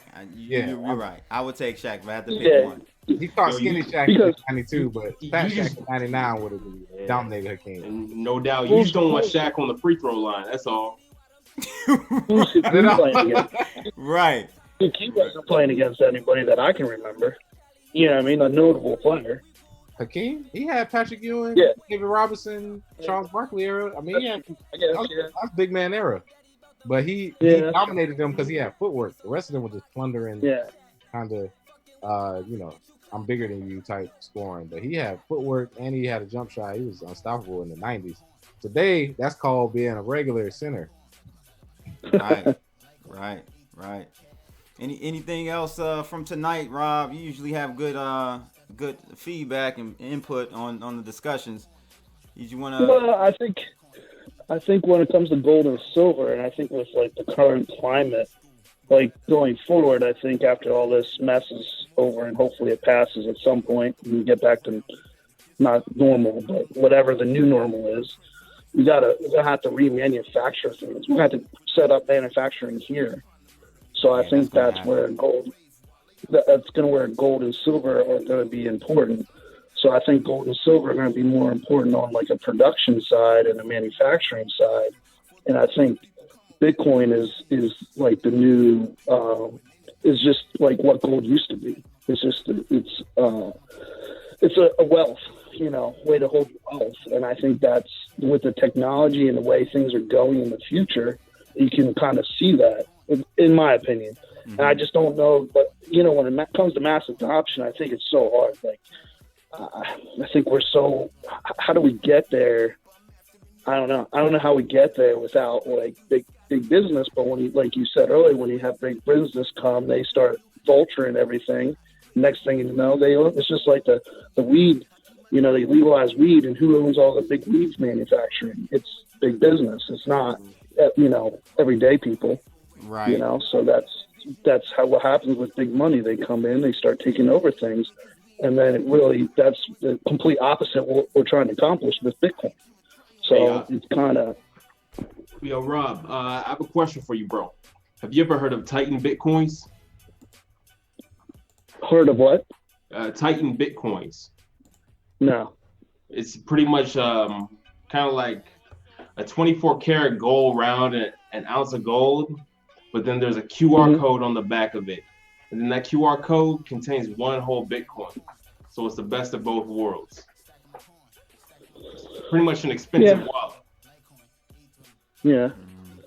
I mean, I can. That sounds real gimmicky to me. Why, bro?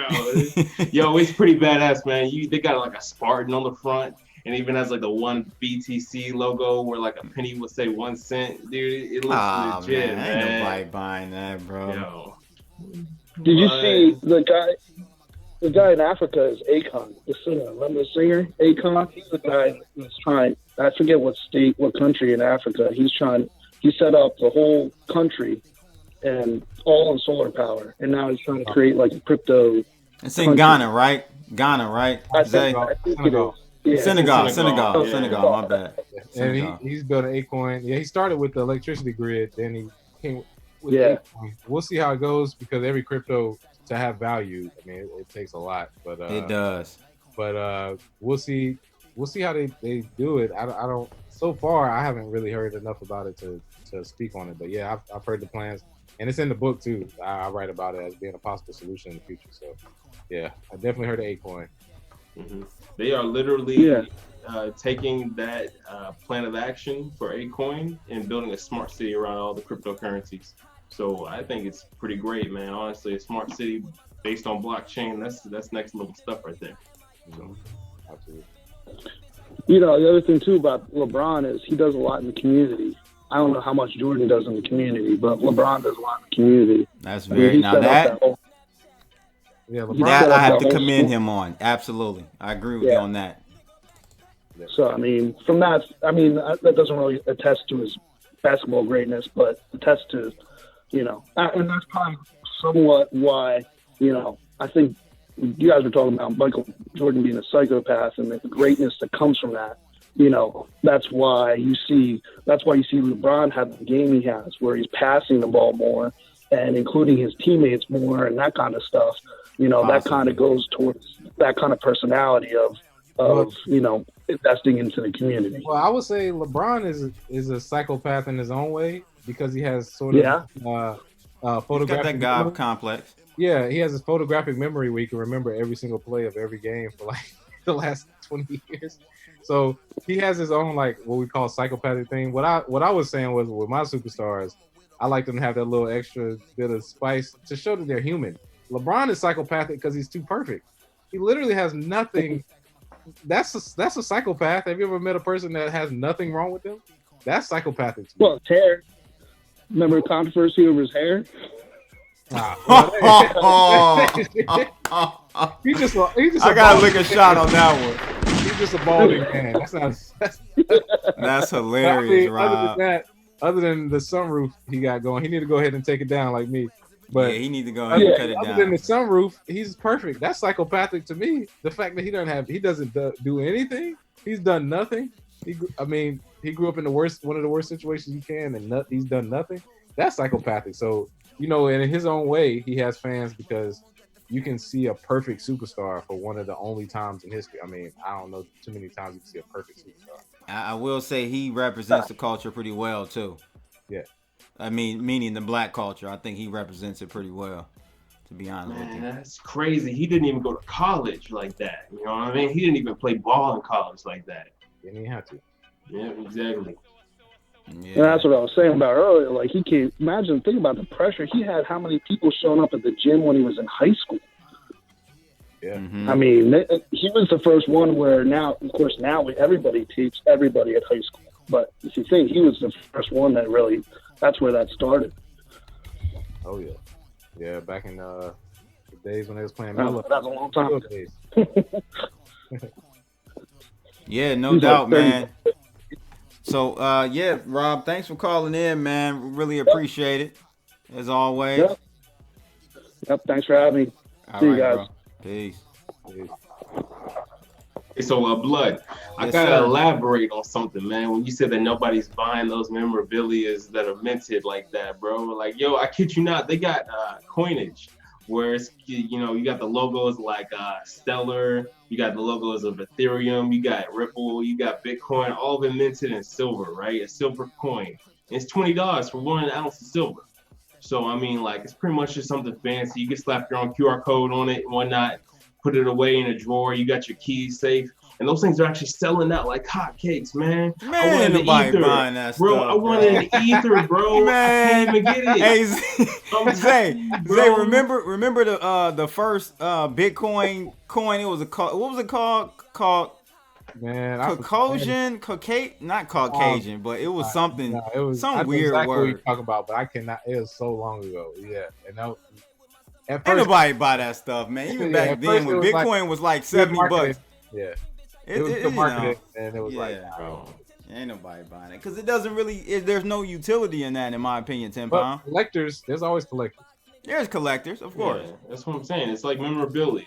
But the fact that you can use it as a sort of paper wallet at the same time sort of allows people to be like, oh, wait, maybe there's a little something more to the idea of this really being a coin. It's like taking the thought of it being a coin in the ether and then putting it on an actual coin. You know what I'm saying? Because most people, they'll be like, Bitcoin, where's the coin at? I'm just seeing hash keys. What are you talking about? This ain't no coin. But like if you slap a sticker on the back of it, it's a QR code, and you hand it to somebody down the street, they own your network keys just about, and they can sweep that in a second. So that's just the way I see it. Yeah. Well, I want to bring up because go ahead, Zay, while you talk. I'm gonna bring something up. I was saying I with them there. It all helps for adoption. Whatever makes it easier for the onboarding user, it all helps. Yep, exactly. So there was a project. I'm sure they're still around. It was a pretty good idea. I'm trying to find it, guys, but there was a project that I think started in Japan, and they had these physical paper notes, Zay, with like I forgot the denomination, but it was like a half a Bitcoin or 0.001 of a Bitcoin. It was all on this one laminated type of paper, and you would spend it. And I think that's the closest we're gonna get. I think that has more utility where people can spend the bills, and it has that amount on that wallet, so you can spend it. But I can't remember. If we continue with paper money, but I think that's going away. Even before this pandemic, there was in LA, there was probably 5 coffee shops I had visited that they didn't even accept cash anymore. This is before. Now after the pandemic, I'm starting to see it in places that have no technological reason to do it. It's not like they're upgrading their tech and they don't need cash. They just are saying no cash for their own personal reasons, for germs or whatever with COVID. So as far as going digital, those use cases would kind of work if we kept paper money, but I think it's kind of going away, or it won't be used as much.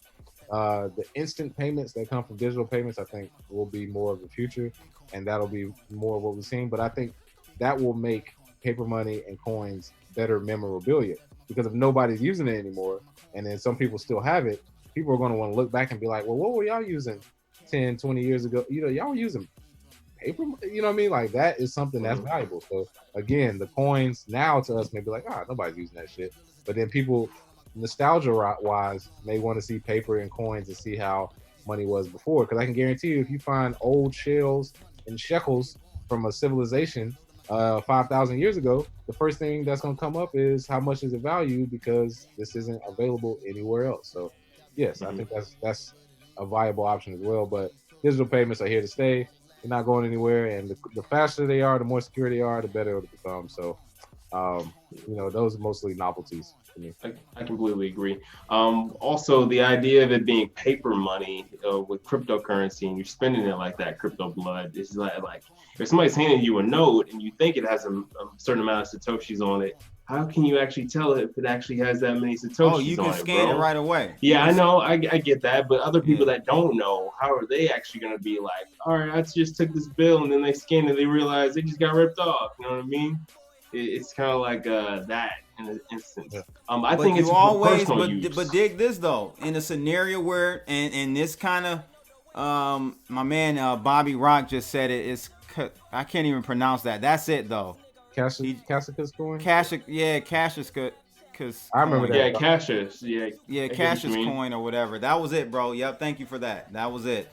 But this is better, though. Think about this, because this kind of goes at the whole concept where, the gold people say, well, if the power goes out, then you can only use gold. Well, in this case, we can make Bitcoin a physical note.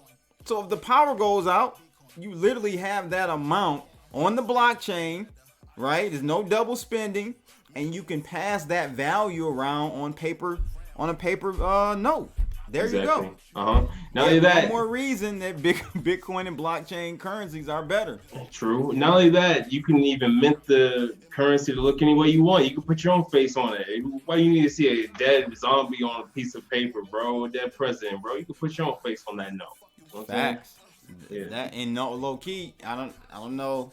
You guys knew about. I think Zay probably knew about this. At one point, McAfee was trying to do something like that. Remember, Zay?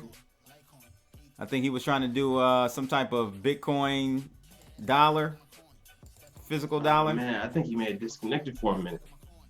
Yeah, maybe he did. He got disconnected. But yeah, I think he interviewed McAfee, I think, and talked about that. But nice. Yeah, man, that's my man Gerald G said, what do you guys think about the Dapper Labs project, NBA Top Shot collectible player highlights that you can buy, sell, and use in online games? If I'm not mistaken, that's an NFT on Ethereum. Yeah, it is. It is on Ethereum. Talk about that. Yep, it's a NFT, which is a non-fungible token, which is collectible. You can take the non-fungible token from, let's say, any EA 2K game and just literally play with your favorite card.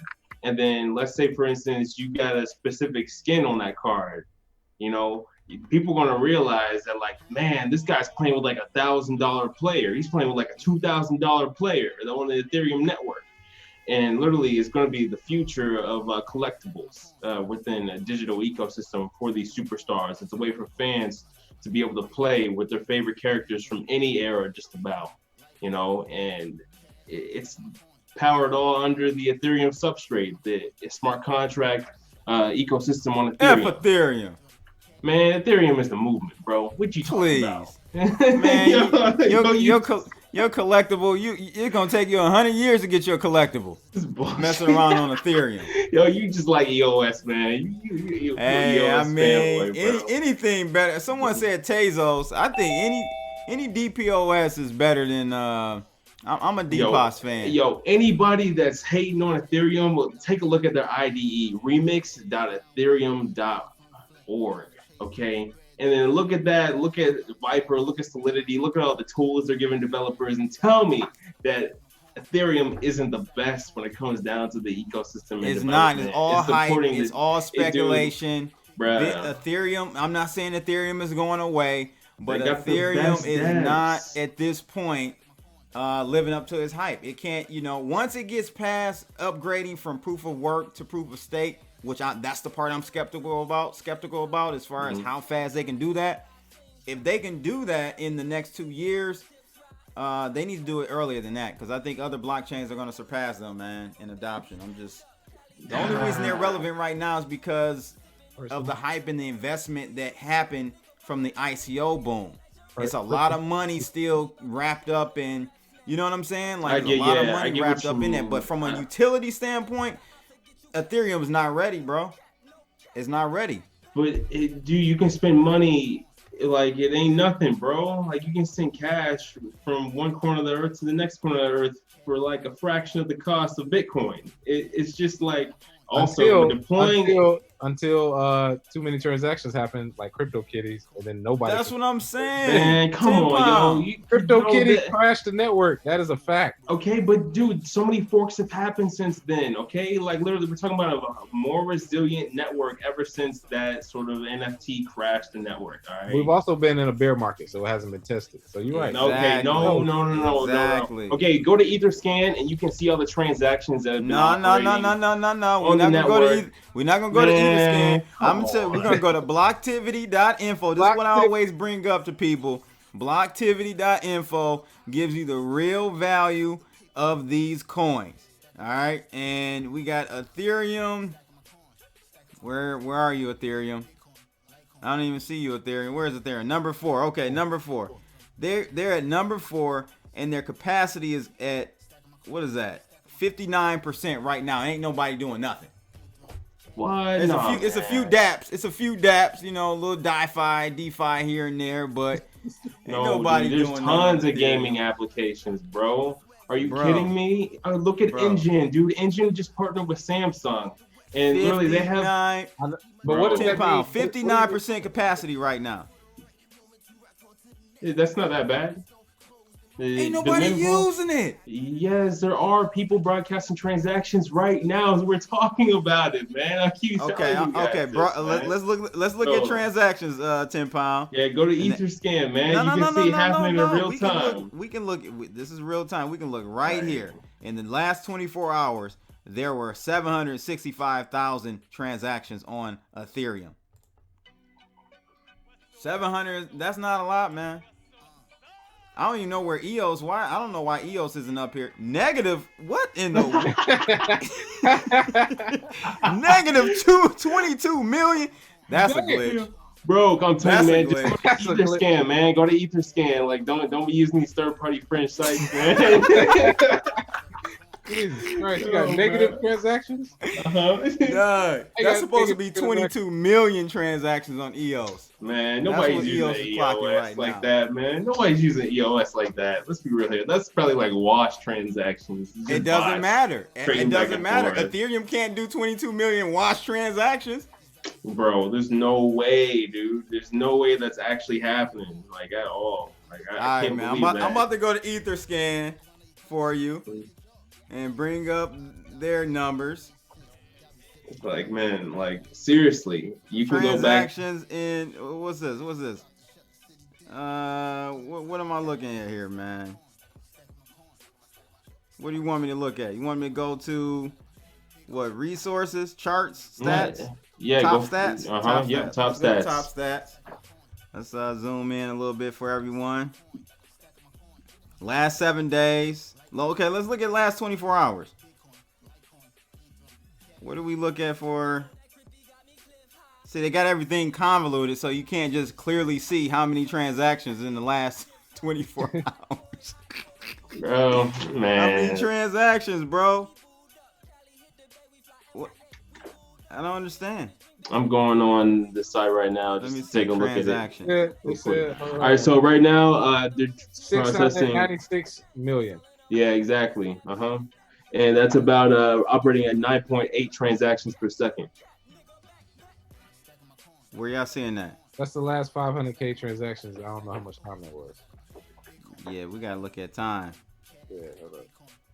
We gotta look at time. So if I'm on there. The last few blocks. Okay, they don't want to tell you time frame.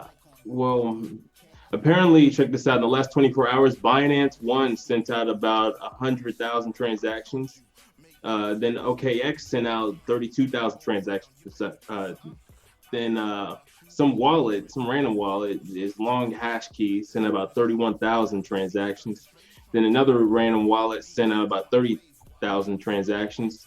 And Hex.Win, which is of course Richard Hart's project. Okay, I got you. Yeah. I got you right here, bro. This chart right here illustrates it all. So, like Zay said, this was 2017 when you couldn't. It took you $150 to get a Ethereum transaction through, and in 5 days, they were peaking out at basically 1 million transactions in a day.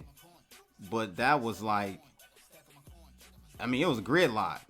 Yeah, may have been a little bit higher than that, actually. I'm trying to zoom. Let me see if I can zoom in. But anyway, where we are today, 10 pound, we're around 700 and something thousand transactions in a day. It's not a lot, man. We're not even past the high. So until we get there, we can't compare, bro. We're not even near the high. So we'll see. I still think it's overrated right now. We'll see. Bro, it's not okay. Well, here's the thing: the amount of developers that are building on this, not just in the DeFi space, but in the gaming space, bro. EOS can't hold a candle to it. Tron can't hold a candle to it. That's just the way I see it.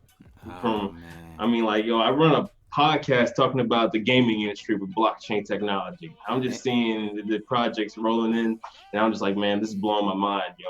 Like, on seriously. Ethereum? Yeah, on Ethereum, exactly. But not only that, these projects are kind of blockchain agnostic.